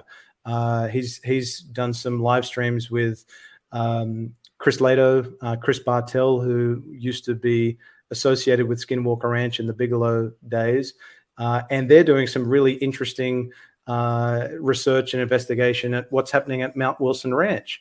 A lot of anomalous activity, different readings on scientific instruments that they're using. Magnetic field stuff, light spectrum stuff. Exactly. Yeah. And there seems to be something, and a consciousness element to it as well. So absolutely. I don't put that in the, oh no, that's all BS basket. I think there's definitely something worthy of further investigation and scientific scrutiny behind places like Skinwalker, Mount Wilson, other hotbeds or hot spots on in Australia and around the world that are renowned for anomalous activity. I mean, look at the Min Min lights in Australia. They're things that need to be probably investigated as well. I had an experience with the Min Mins. Yeah. Mm-hmm. That was I could tell that story. We've told it before. Do you want me to tell it again? I don't know. Yeah. It depends on how much time Grant's got before he's got to go. Really. I'm good. I can stay for as long as you want. But that was going all night then. All right, we're up. That's it. Let's break the record. No. So traveling back, for those that hadn't heard it here, traveling back from West, I used to do FIFO out West on the CSVG projects many years ago. And because our boss said that we could basically go home on Sunday, so we're Aussies. We took that to the nth degree, and we left at 1 o'clock in the morning on Sunday morning to go home. Right, so we'd go, Friday night, or Saturday night, go and have a sleep, wake up at midnight, jump in the car, and we'd be home with our families for sunrise. Right, and we were traveling from far out west back towards Brisbane, and this light appeared on our left-hand side, probably about 5 k's out, pretty bright. I would describe it as like a train light, right? However, like I'd spent years out in the field at that point, so I knew where the rigs were, I knew where the sites were. Like there was nothing where that light source was coming from. There was nothing there. Okay, we traveled this road every week for years, right? So we know what's there. And this thing, we were doing 110, 130, 40, whatever speed we were doing, right? It kept pace with us for the best part of 15 minutes. Never moved, never dulled, never we're traveling at that speed, and it never went any further away, any closer. It was about 15 or so minutes. And after sort of 10 minutes, my offsider went, "Do you see that?" Like, 'cause it's early in the morning, we'd had a long swing, you know what I mean? It's like, you might, who knows, right? And he's like, "Do you see this?" And I'm like, "Yeah, I do. It's been kind of freaking me out." He goes, "Good, because it's freaking me out too." And we sort of became aware of it. And then it was there maybe a minute, 2 minutes, and then it disappeared as quickly as it came. And that's it. That's the story. However, it kept pace with us, never moved as far as we were concerned. And we would have traveled, like I said, 15 minutes, 20, 30 kilometers in that time frame. Yeah, wow. So do you think it had an awareness of you? You had an awareness of it. Do you think it had an awareness of you? It seemed it was looking at us. Right, it wasn't like there was a spotlight on the truck. However, it seemed pointed in our direction, and we hadn't seen a car for an hour or two. You know what I mean? Like we were 6 hours out, and we were sort of 2 hours in, and we hadn't seen a car for an hour or two. Like barely seen any car. So, and it wasn't like it was directed on the ute, but it looked like it felt like it was looking at us. Right, It felt like it was directed towards us because we were the only moving thing on the road as far as the eye could see. So Yeah, weird experience. And what have you? What in your mind's eye do you think it was that you were looking at? I just thought Min light. Right, I just thought it was a version of a Min light. I mean, I spent a long time up in Arnhem Land as a teenager, so I've spent some time with Indigenous in Arnhem Land and these sorts of things. And you hear these stories from these people, and they talk about it matter of factly, Grant. Like it's not like it's just it is what it is. Yeah, the Min lights are out there. What are they? They're Min lights. What are you asking stupid questions for, right? You know what I mean? Yeah. They're out there, and they will see you every now and again. Just don't, probably. I think the warning was from when I lived up there was don't walk towards them. Just leave them alone. You know what I mean? I'd love to know if there's been any scientific efforts to try and understand what the Min lights are, if there are some form of unknown phenomena or plasmoid that we don't understand that's under intelligent control. It's interesting. As far as what I've looked into, people try and claim it as like a form of swamp gas, where the gas from the I know they're going swamp gas again, but they're trying to claim it as some sort of form of gas. Long live Alan Hynek, yeah. But they reckon it's like reflections from the car lights, all sorts of stuff from the gases that surrounding the areas there, or even distant city lights, which I think is a bit absurd in my opinion. But that's about as far as they're trying to claim it as, or like a bit of a weather phenomenon, like hot and cold, sort of creating like as they got haze from the heat coming up from the ground. But yet people are seeing these things that have their own mentality, or not mentality, but like their own will, basically.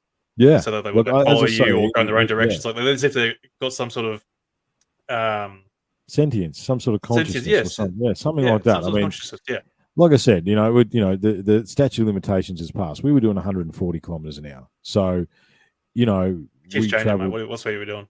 It was 140. No, it was 140 because the U did sit nice on 140 on cruise control. Nice. And that's exactly what happened. But yes, I mean, if you think 15, 20 minutes, that's 30, 40 Ks that we traveled in that time frame. And it didn't move. It didn't shift. It stayed with us, but didn't move any closer, any further away. And I think once we were both aware of it, but once we verbalized the fact that we were aware of it, it didn't hang around much longer after that. Right. So we both sat there in silence for a good 10 minutes and not talking about it. But once we actually talked about it, it was gone very soon after that. So, is that proof, right? The fact that we acknowledged its existence means it knew that we were talking about it, and it left. And it just winked on and winked off, right? It was not. It was nothing. There was no fading or anything else like that. It was just like boom, right? And then stayed the exact same place 15, 20 minutes or so, and then winked out again. And yes, you say boon lights down south, right? So there's each tribe, each sect, they have different words for them, but they are. It's a matter of fact thing. They exist. Okay. You talked about you talked about the crypto stuff, right? So I did a Yowie podcast with a friend, a good friend of the show last year, and sort of like I know what Anthony has said to me when we've had discussions about his guests, right? It's that how do we know that we believe that they believe what they saw, right? This is the thing, because you can get sucked into a story. And I had these boys in the studio and I could see the fear in their eyes when they were talking about the experience that they had. They were there. They saw it in their mind. This is what happened to them. And I thought I'd just sort of start putting the feelers out for, Yowie stuff. And it's surprising the amount of people went, oh, yeah. Like, especially a few old cow cockies and stuff that I know, a few old rangers. And they're like, oh, yeah. When we used to drove the horses, from up north, we just used to have to go around this one patch in the forest. And like, why? And they go, oh, no, you don't go in there. Well, what do you mean you don't go in there? Because that's where the Yowies live, man. You know what I mean? Like, it's like, and it was just, again, matter of fact for these people that have lived on the land here in Australia that, and look, I've been in the bush, so I spent, best part of 16 years FIFO around Australia and Australasia. There's definite places that I've been to, and even in my field trips for megaliths and hunting stones down, or even just being in the bush camping. There's places that you feel that you don't want to go, right? It's like, or you walk into somewhere, it's like, we need to get out of here right now, right? And there's no real explanation for that. However, we've all had that feeling, right? And is it all related? Did you guys catch Eric Weinstein's podcast on the JRE when he was talking about the physics and all those sorts of things? I think that was very fascinating as well. Yeah, that was a really great episode of the Joe Rogan Experience. I really enjoy it. I didn't understand everything that Eric Weinstein said because I don't have a physics background, but you've got I really I really take time to listen to what he has to say. Yeah. It really, if you haven't seen Anthony, it's a really good conversation. You should definitely check it out. But was it a recent one, or is it? Yeah, it's a recent one. It's only it's only last only week. A week ago or something. No, I haven't kept up with most of the podcasts at the moment. When you head back to work, man, put that one on the playlist. That's a good one. You're gonna have to listen to it twice. I think I've listened to it twice already, trying to grasp the concepts. But basically, what he's talking about is that we've spent, I think, they mentioned of CERN, and yes, you feel the heebie-jeebies for sure, Michelle. Yeah, that's what we got, and that was the thing. Once we were both getting the heebie-jeebies. Hair stands up on your neck. Yeah. It's like we were both getting the heebie-jeebies. It's like, man, are you seeing this? Right? Because it was starting to freak us out a little bit, and then once we acknowledged that it winked out not long after that. Where was I? What was I talking about? I just lost my train of thought. I would. It's on my bucket list to have my own UAP sighting. So one of these days, I haven't. I got a few contacts that are proponents of advocates for the CE5. So one day to go out on a little. We were supposed to do that in Honduran. Yeah, we were just. But honestly, we didn't need to. We saw something strange as it was, so we didn't need to. We saw some interesting stuff up there for sure. I mean, the same goes for Yowie too. Like I've been a big fan of all things Yowie, Sasquatch, Bigfoot for many, many years. And years ago, when Matt Damon and Ben Affleck had a screenwriting contest called Project Greenlight. You may have remember that from back in the day, where your everyday Joe could write a screenplay and submit it to a competition, and if it got selected as the winning screenplay, you would be able to direct a film for $1 million. And I wrote a screenplay on the Yowie, kind of like six friends go to have a weekend away at the snowy mountains where there's been historical Yowie activity. Yep. And I just soaked myself up in that topic and did a lot of research. But that's a whole fascinating topic in itself. That cryptozoology is interesting. Remind me, boys. I've got we went one of the trips we went on last year. We got some interesting footprints that I sent to a mate of mine who's very skeptical. He's like, "Oh yeah, what kind of footprints have you got?" And then I get a message back about half an hour later going, "Have you got any more of this stuff?" And I had like video and stuff, and I sent it all to him. And he's like, "Man, that is interesting." But basically, it's a big cat. But it looks like a big, massive cat paw. And the bloke who took the photos had his boot. He had like a size 11 boot next to this, and it was like it was running through the mud. Right, and you could see where it's running through the mud, but it was a massive paw, which was, he's very skeptical, right? Anthony, you and Anthony, him and Anthony would get along really well, right? Because Anthony doesn't believe anything either. He's like, no, what is that? You've got something there. That's not nothing, right? So, the layers and the complexities of this. They never end, do they, boys? Right, and we don't have it. I think what the important thing is, and we all try and do this ourselves, is that remain objective. You've got to. Nothing's off the table, right? And the crazier it sounds, well, it's just got to be in the file. Okay, all right. I think that's crazy, but we can't leave it. You can't leave it, right? Because it might be there could be something to cryptozoology or interdimensional technology, different types of physics and understandings and timelines, and who knows, man,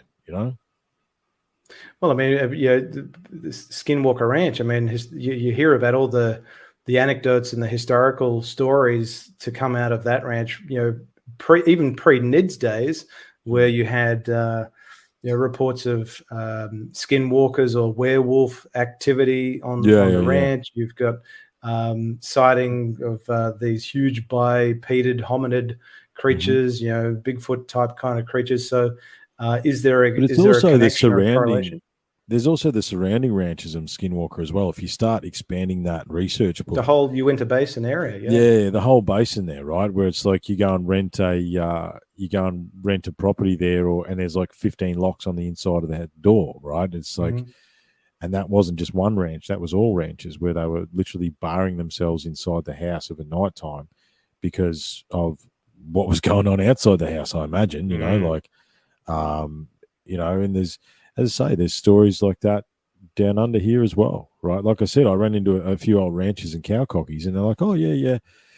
When you go and like, obviously, a straight shot from one farm or one ranch to another is the best part. However, depending on mountain ranges and stuff, however, they would fully divert and have to go around, like divert 15 k's out of the way to go around this one section of forest, like between North Queensland and Western Queensland, in order to miss this patch because no one was brave enough. The horses, the cattle, no one was going to go in there, right? And these are hard men. We're like, oh no, we're not going. No, there's something in there. We're not going in there, right? There's something to this phenomena that does seem to have legs. I think, Yeah, that's the biggest thing to take from this whole topic, even just paranormal and UFO or anything in that sort of nature.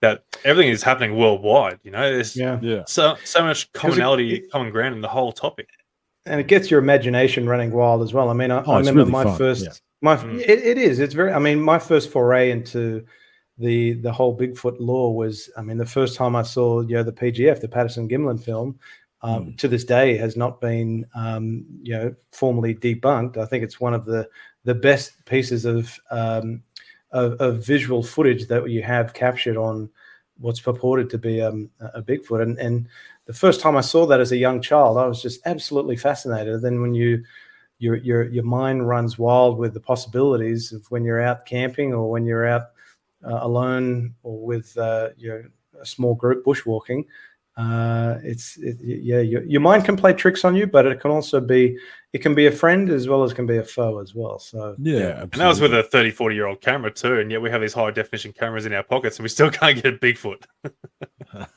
You can't get UFOs either, mate. They can't even get a UFO, Blake. But I mean, does that? I heard an interesting theory the other day that, again, we don't take any theories away.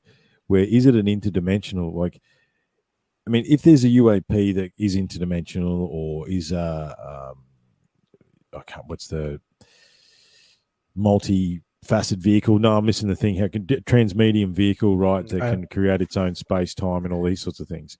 It's probably going to have just have a little switch on the dash, right? Just hit that switch and no one's going to get a photo of us. You know what I mean? Like the old Jetsons, just flick a switch and just flick a switch. Yeah. No one's going to get a photo of us. Well, I was thinking more like cloak technology or just like distortion technology, so no one gets a clear shot of it. It's so fascinating, boys.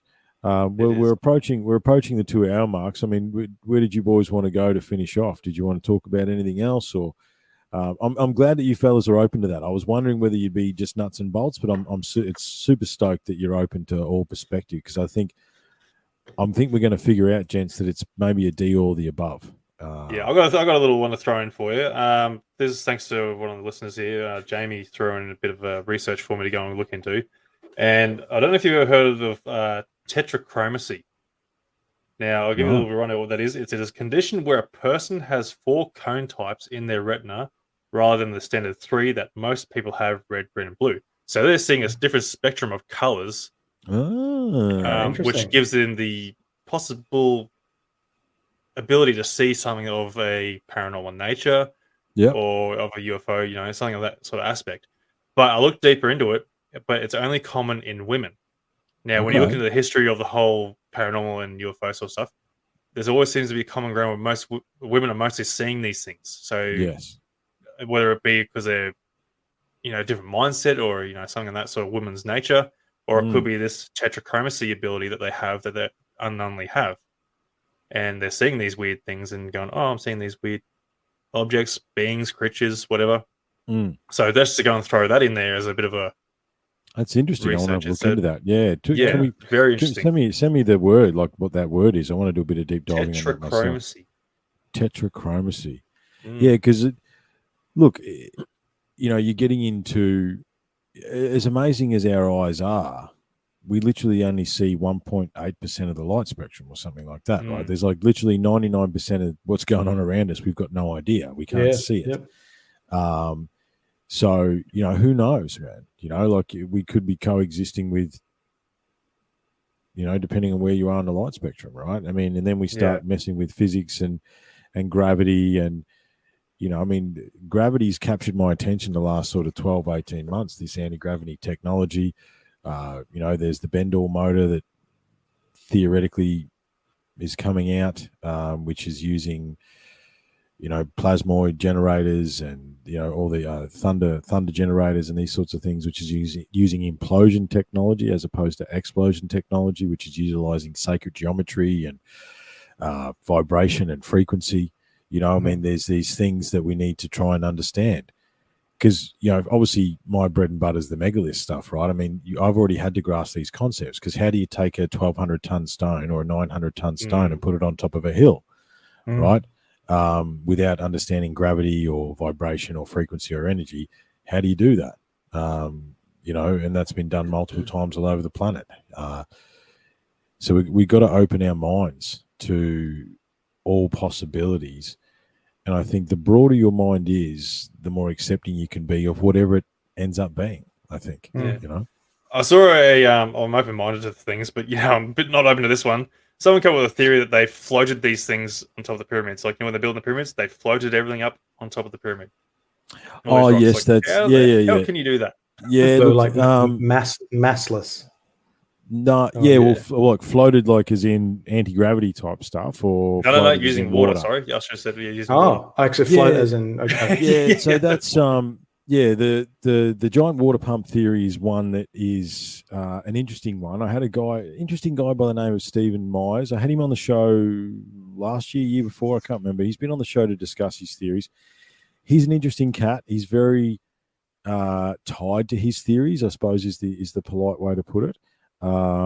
However, it's not insignificant. You've got to take a few leaps and a few stretches to get to where, how do they supply water and all these sorts of things. Exactly. And just to even get the height. Yes. And well, this is I don't know whether Angus is still listening, but he was actually fixing our water here in Brisbane, listening to us.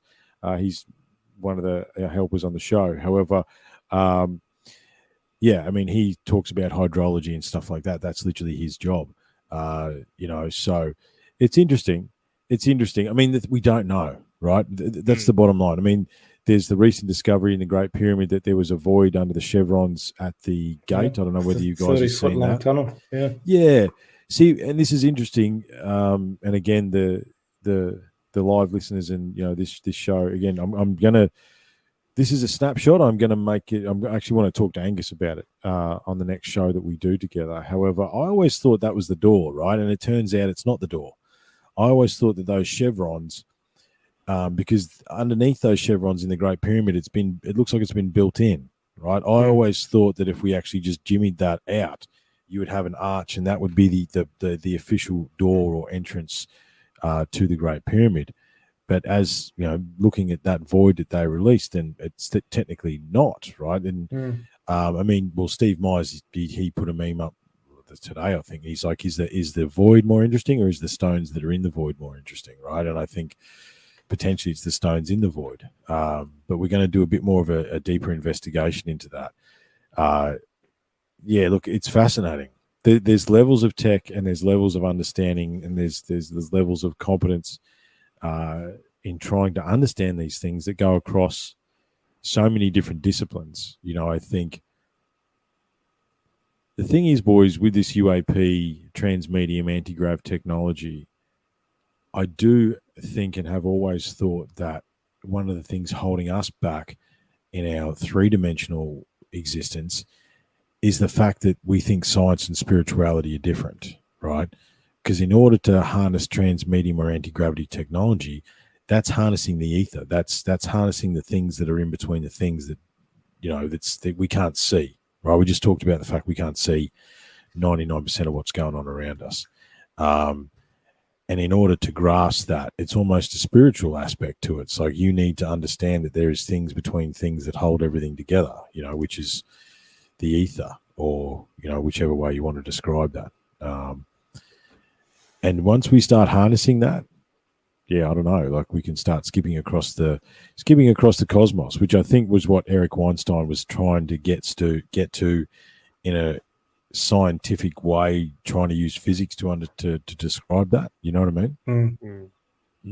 And look at the recent publication that came out that physicists use quantum mechanics to pull energy out of nothing. So yes, there is now which is Tesla tech. That's Tesla tech. That's Otis Carr. That's all that. Yeah, and more and more of this stuff is being scientifically explored, investigated, and that's just my wish that more academia and more members of the scientific community took this topic seriously and gave it the scrutiny and respect that it deserves, like the Galileo Project, like the folks at Enigma Labs, who are allowing everyday folks to report anonymously if they so desire, so that we can develop this. They develop a huge database, and then you have advocacy groups like the good work of Ryan Graves. He's just founded a new nonprofit, Americans for a Safer Aerospace, to kind of address a lot of the safety of flight issues. And if we get more members of the scientific and academic community to take this topic seriously, I think we would know a lot more than we currently do today if they just push the ego aside and said, F you stigma, and just follow the facts and data wherever it leads, and not be worried about their PhD or their funding. But that's a sad reality for a lot of folks that are in the academic and scientific community. It is, isn't it? I mean, and I think all of us now, well, I think podcasting, these platforms that we all operate on, it's widened the gaze of a lot of people. And, we've sat here and haven't really tried, and we're 2 hours in, boys, right? And we've really only scratched the surface on a few different things that we could explore again and again. And the internet's basically shown us that we're all the same anyway, okay? My little indie podcast is listened to all over the planet, literally, right? There's not a country, I'm pretty sure, that we haven't been listened to. And, so that tells me that, sort of scares me that that's how many people have listened to my voice. However, at the same time, what it does show is that the variation and the understanding that we're all the same. You know what I mean? We're all interested in this same thing. It doesn't matter where you're from, who you are. And I think as a collective, there's a fair percentage of us now that would be totally open to, as I say, getting over ourselves and collaborating, right? Let's come together. Let's whatever we can contribute. Let's move the collective forward, right? I mean, I know some of the people were talking about the one world government and all that sort of stuff, and unfortunately, that could be a side of the narrative that's in play. But I would look, maybe it's a pipe dream, but I'd still like to think that love is the answer, and maybe we can get together and share, and move the world forward, as opposed to having these control structures in place that. Completely agree. Totally agree. Yep. I mean, there's always going to be your doomsday preppers, even, if there is, if a disclosure event happens, or if there is a disclosure announcement, you'll always have the doomsday preppers and folks that, question their whole being. But then you'll have folks that just get up and go to work, do their 9 to 5, because there are more important things to them than, the thought of an extraterrestrial intelligence out there. But then you have the folks like us that are very passionate about this topic, and we just want transparency and to know what is fact and what is fiction. So I think we live in an incredibly exciting. I mean, I think it's the most exciting time to be alive, because the pace, the speed that information can be disseminated now. I mean, who writes letters to one another these days? I mean, snail mail is a thing of the past. Everything is done digitally, electronically. You have, business happens at the speed of a tweet.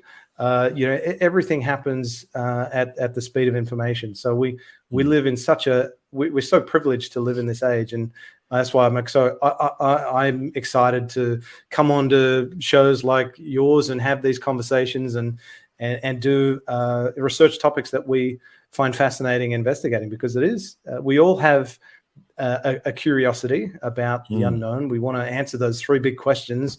Are we alone in the universe? Is there a God? And what happens when you die? And there's many other questions that folks have, but they're, I guess, the big three ones that have sat with us as a species for so long. But I had a question for you, Triffin. Actually, I was interested to get your thoughts on. Do you follow the guys at Uncharted X? Yes.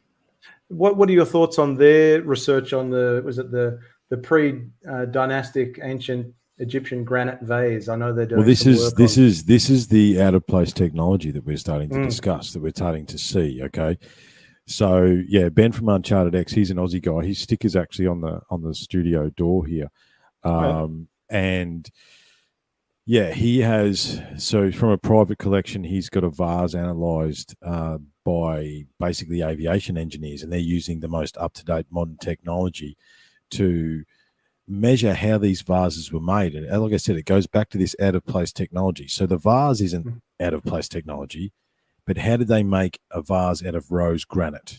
Okay. And we're talking about tolerances to 7/1000ths of an inch off being perfect and 10/1000ths of an inch off being perfect in a vase, right?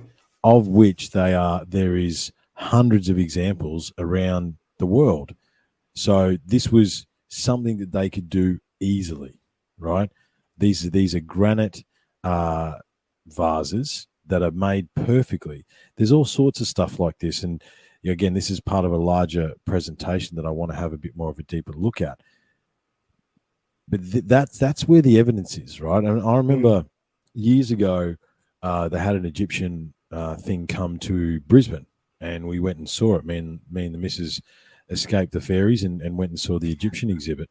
And there was like a whole cabinet of like a brush and a this and a that, and they were all so elegantly made and also beautifully made. And it dawned on me, like, these are everyday common objects that we buy down at Woolworths. Okay, it's not like there was just one of these things made. They had the ability to mass manufacture some of the common, and these are like beautiful golden brushes and hair things and makeup and all this sort of stuff, and it was all beautifully made in these little containers and tins. It's like, what we need to do is like, yes, the pyramid's amazing, there's megaliths are amazing, all this sort of stuff, right?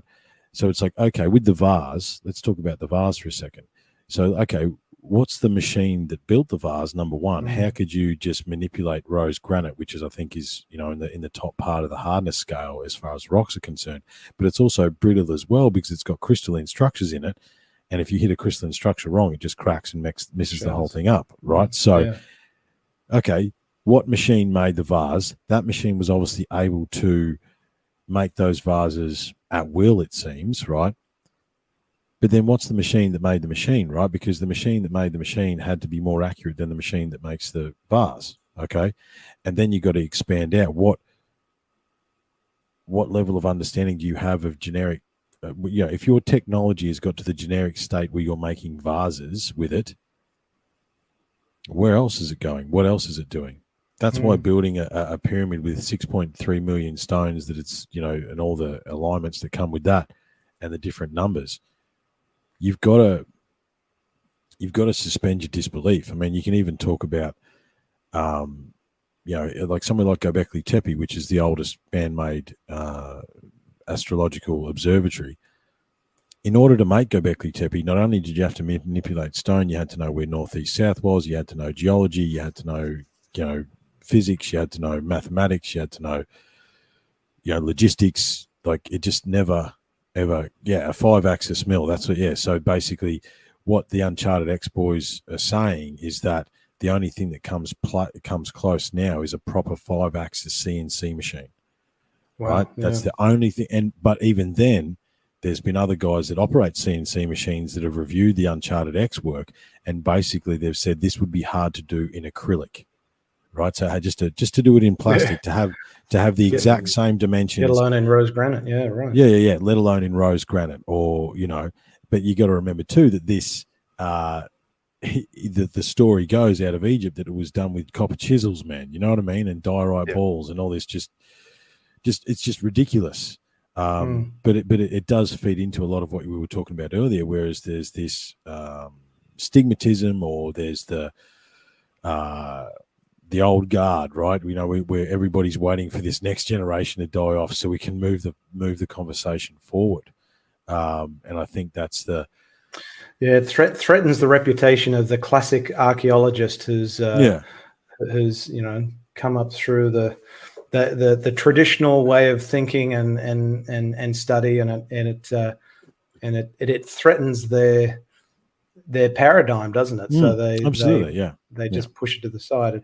That's fascinating. I only recently read about that in Look, they're doing some very, very valuable work. I mean, I think Ben made his money in technology or something, and now he's just been dedicating his life to this advanced ancient civilization mystery, and he does valuable work.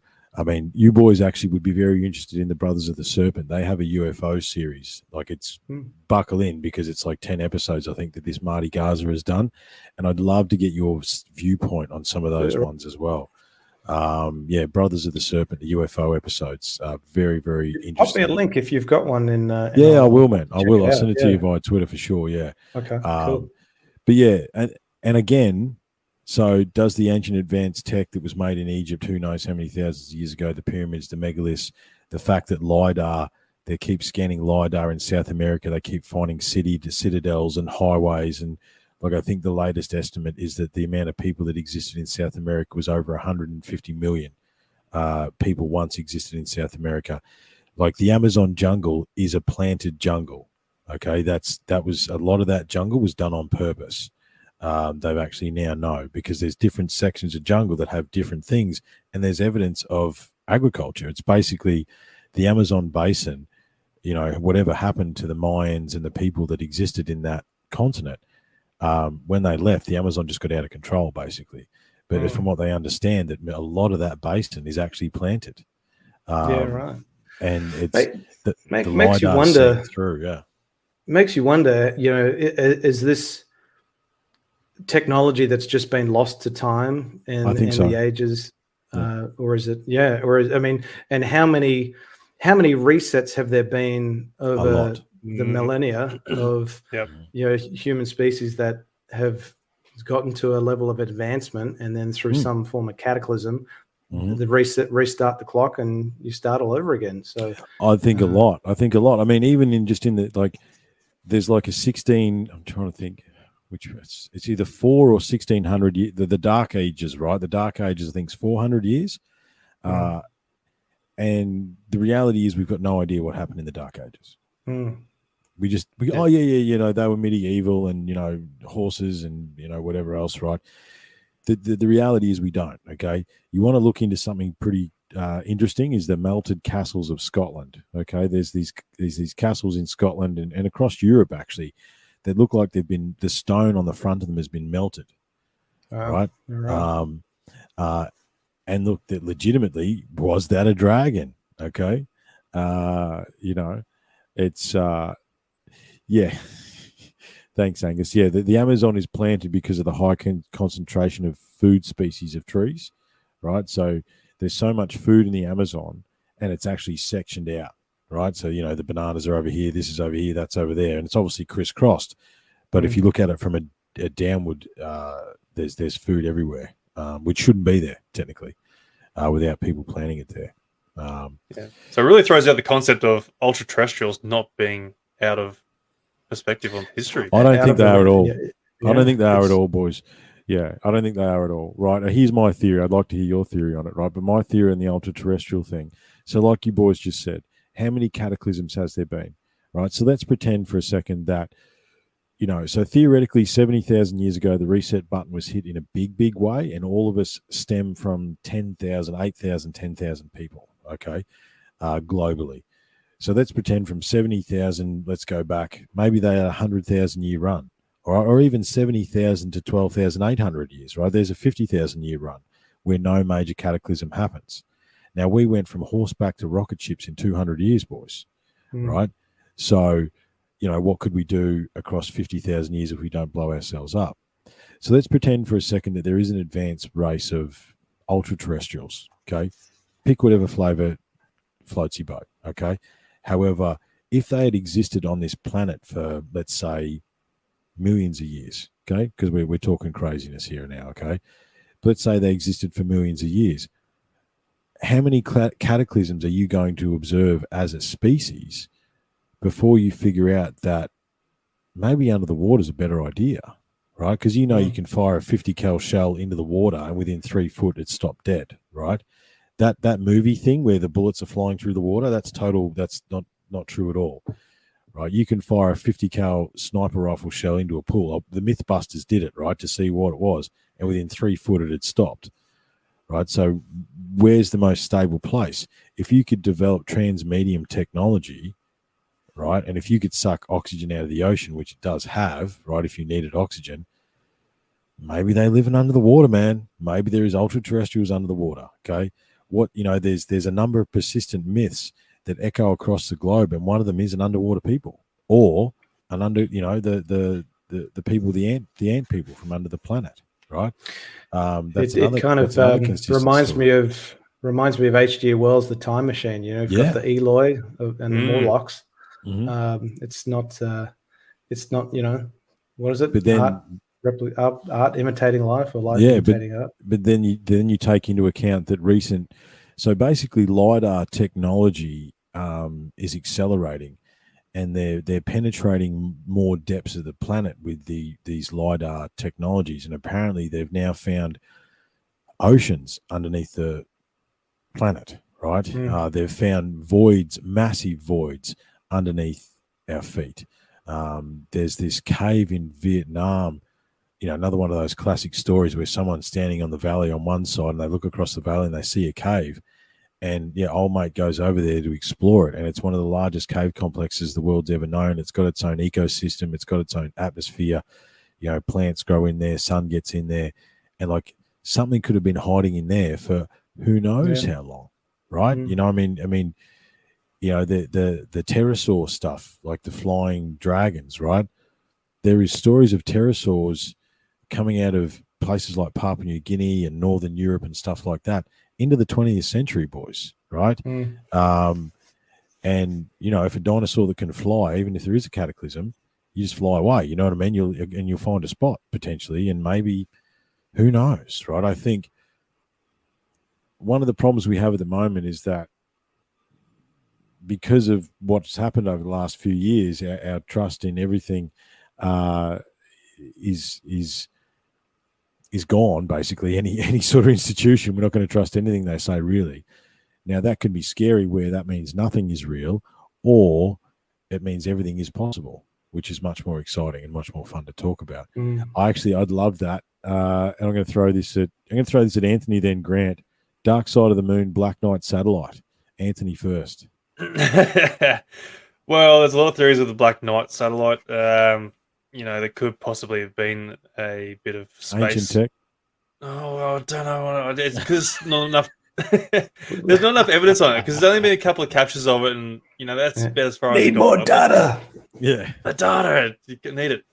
There's a lot of claims, and that's all it is. It's just claims and theories and the whole thing. And I don't want to go and speculate too much on it, but okay, yeah, it's misshapen. It could have been like a parachute from an old bit of space tech that's been thrown up there and it's just been stuck in space all this time, Or it could have been it's one of our little moons that we don't even know that's really existing. But, the satellite technology that we have, we could pick up a Muamua in its weird-ass shape, for all that's miles away. Yeah. And yet we can't pick up this Black Knight thing. So, why can't we figure out what this Black Knight satellite is? Obviously, funding is a thing, but if it's something that's of concern in our space, then there should be that. And what do you think about some of because there's some real fascinating footage that's come off the moon through super awesome telescopes of, things coming from the dark side of the moon and stuff like that. There's some interesting stuff there. I think a lot of it's CGI. You think a lot of it's CGI? I do. There's, if you're talking about like those things that come across and you can see the shadow on the moon, it's like, no, mate, you can't see that sort of thing from Earth, and Yeah. you know, look at the perspectives here. Like this thing, the moon's like what? How many 100,000 kilometers away or whatever? Mm, You know, it takes us like what 2 or 3 days to get there. And from my understanding, the moon is about the size of Australia in size perspectives. yeah. And you're looking at it from our perspective with a telescope and being able to see these spaceships flying. They're like the size of those spaceships has to be phenomenal to even be casting a shadow on that moon from our Yeah, perspective. I agree. I agree. And so I mean, for me, It's fa- all CGI. It's all CGI. Or It's gotta there's be. not. It's as convincing as it is. Like they're done well. I'll give them that. If it is real, then I don't know. I'll leave it up to everyone else's opinions on that one. Well, look, it is fascinating that we haven't been back to the moon since Yes, the moon's interesting, man. 1970s. So it'll be certainly interesting to see what comes of these Artemis missions, and then using the moon as a Springboard. as a springboard to get to Mars. So again, exciting time to be alive. You know, like So what do you reckon? What do you reckon about the thing is with you, Grant? When are you going to run for Parliament, mate? Because you are so slippery when I ask you a question. I sit on the fence a lot of the time. I know you do, man. You're like a perennial fence. It's again, good fun to try and get something out of you. Try and let the data lead me. No, but I mean, Black Satellite I find fascinating, but I kind of tend to agree with Anthony that if there was something to it, with all of the technology that we've got that's Earth based that can look up and get high quality, high fidelity resolution imagery, we if there was something to it, I don't think that could be kept a secret. I think there would be, we would know more about that if there was something to it. So, I mean, it's a fun what if to kind of talk about, but I don't think there's anything to it. What I do find interesting though is Angus made a comment. He said, "Let's not forget mammals took 65 million years to get to humans. Dinosaurs existed for 130 million years. Did they become interplanetary?" So, Angus, you might be interested to learn that I had a chat with a gentleman by the name of Brad Voorhees, who does a great podcast called the Sonic Gravity Podcast, and he is postulated, well, what happened to the most intelligent species of dinosaur was not it was a breed of velociraptors called the Troodon, which had an opposable thumb. What would happen if that was that dinosaur was the top of the food chain and was able to evolve for how many millions of years over time? What would that potentially look like with the evolution of dinosaurs if they weren't taken out by an asteroid, or so we think? Yes. So, or either Angus has been watching too much Rick and Morty. And there's that very, very cool new movie coming out that's called, I think it's called 65, where future humans land on prehistoric Earth. So that'll be a good popcorn movie, I think. Yeah, right. Well, boys, we might begin to wrap it up. We went 2 hours plus. I think we've covered an amazing amount of topics. I was thinking about the moon and what you boys look. The moon. I think the moon's parked there, but that's a different. I don't know whether we want to have that conversation now. It doesn't make sense for it to be as perfect as it is. I think the moon is parked there, but I don't know whether you want to talk about that or maybe because we keep covering topics and we don't have anything next time. We're going to keep going on. I told you we're doing it all. Yeah, that's right. Yeah, that's it. We're just going to see how we break the record. Did you enjoy Moonfall, the movie Moonfall? In that case, that was. I didn't see that one when it came out. You probably enjoy that one. That was Halle Berry. Was that the Halle Berry one? Yeah, with who else was in it? I can't remember his name, but that the moon is some form of alien technology. Yeah. Look, we did a myself and Loomis, he's another good bloke, Chan It Down podcast out of Hawaii. We did a moon episode late last year, I think, where we just sort of went all through the different possibilities, and the moon fascinates me. It's one of those ones that there's more questions than answers, right? The size of it, its composition, the fact that, you know what I mean, the fact that it matches the sun and the earth and blah, blah, blah, blah, blah, right? There's more questions than answers, right? With that topic. But boys, I tell you what, how about we do, this conversation was excellent. It was everything I thought it would be. I love the three-way. There you go, Anthony. You got your three-way. You did it. Thank you. But I love the banter between us all and the different perspectives, boys. I think, with this topic continuing to advance, we need to make sure that we come together on a semi-regular basis this year if we can make it happen, I reckon, because there's always different things to talk about. So, final word, boys. So you'll go Anthony first and then Grant, and maybe we wrap it up for the evening. Look, where to go? Look, obviously there's so much to take in. Like, obviously it comes down to everyone's personal opinions, really, on the whole topic, where you want to go with it, how you want to take it. Biggest thing for me is obviously, like, as we keep mentioning, keep objective, keep questioning everything. Even if you think what you see could be possible UAP, still question it. It's probably likely to be something that you don't understand, but you're just taking it from a different perspective or something. And that's my biggest thing. I try and push the point very strongly on being objective on everything and trying to be critical on what you're trying to assess and what you've seen. And I just not to try and disrespect anyone in their encounters or what their experiences and whatnot. I firmly believe whatever you have seen, if it's done something phenomenal, then by all means you have seen something of a unnatural nature on our own capabilities. So I might be very critical on the imagery and all sorts of stuff, only because I've had no evidence on my side of things to go and say otherwise, that what you are seeing is genuine. Look, man, I agree, and I think that what you got to understand, Anthony, is I think I've always thought you provide a very valuable service, mate. You know what I mean? You're providing a platform for people to share their stories objectively, and you're looking at them objectively, right? And I think that's very important, right? And I think one of the things that excites me about this collaboration we've had tonight is that we're all very much on the same page, right? We're all we all have our own levels of skepticism. However, we're open to whatever discovery comes along. And I just want people to understand, like, don't take us the wrong way when we're trying to be objective on things. We're not trying to question what you've seen. We're just trying to get a better understanding and try and get a bit of a better analysis on things to get an idea of the possibilities of what something can be.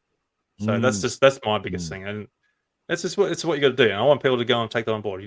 Time, dates, all the data that we keep mentioning. Time, dates, locations, as much detail as you could possibly give. That's where it all helps you. Even if you can provide a bit of imagery to go on it, even though it won't give you any more credibility, but the fact that if you can provide all that detail gives that much more credibility to your experience. That's all I'm trying to say. Absolutely. No, I totally agree, mate. I totally agree. What about you, Grant? What's the final thoughts? I would totally agree with you. I think it's nice that we all, we all share a common bond through our passion and interest, and we all have our own unique areas that we're really interested in. I love that you, Anthony, you've developed such a great community of folks that feel comfortable enough and safety and strength in numbers where they can share their stories and their experiences. And it's all about breaking down the walls of stigma. And I think that's what you do really nicely with such a huge community that you have as part of your Facebook group, that people can share their stories and not feel like they're going to be ridiculed or ostracized for it. And it's perfectly acceptable and reasonable to have your experience or your photographic or visual evidence questioned, but have it be questioned in a respectful way.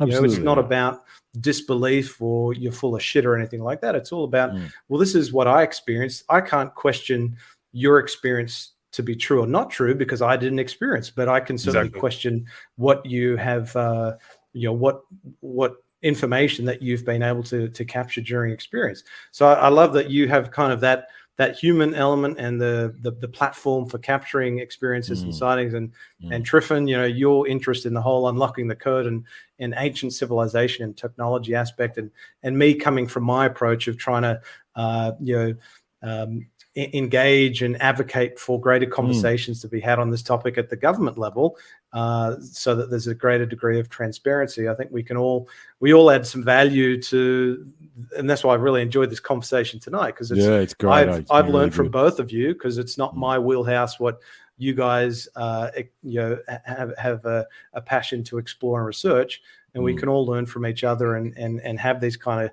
great constructive conversations. So I really appreciate you having me on, because it's been a good learning experience for me too. Absolutely. And look, Yeah, that's easy. I can't really sum it up any better than that, boys. I really appreciated it. It's everything I thought it would have been. And as I say, I think I have a feeling that this topic's going to move pretty quickly. So I think maybe we need to pencil one in once we find out more about the documentary. Grant, make sure you let us know, mate, and we'll come on and we'll discuss that.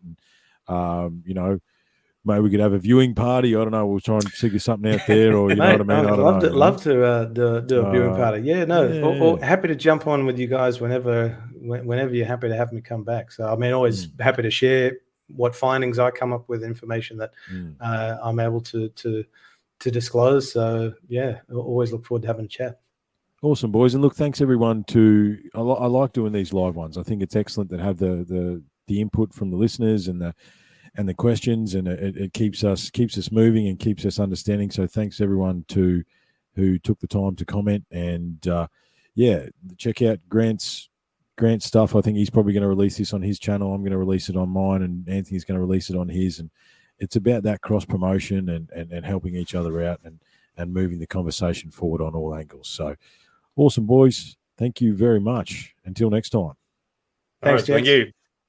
All the best. Thank you. Just want to go again? Let's do it. Yeah. Go again. All right. I know you been here before. No surprises, settle the score.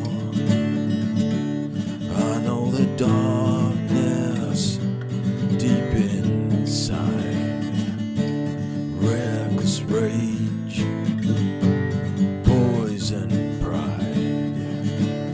I know the anger, I know the pain, and I know the fear we do not name. And the one who comes to find me when my time is through, I know you, I know you. Wow.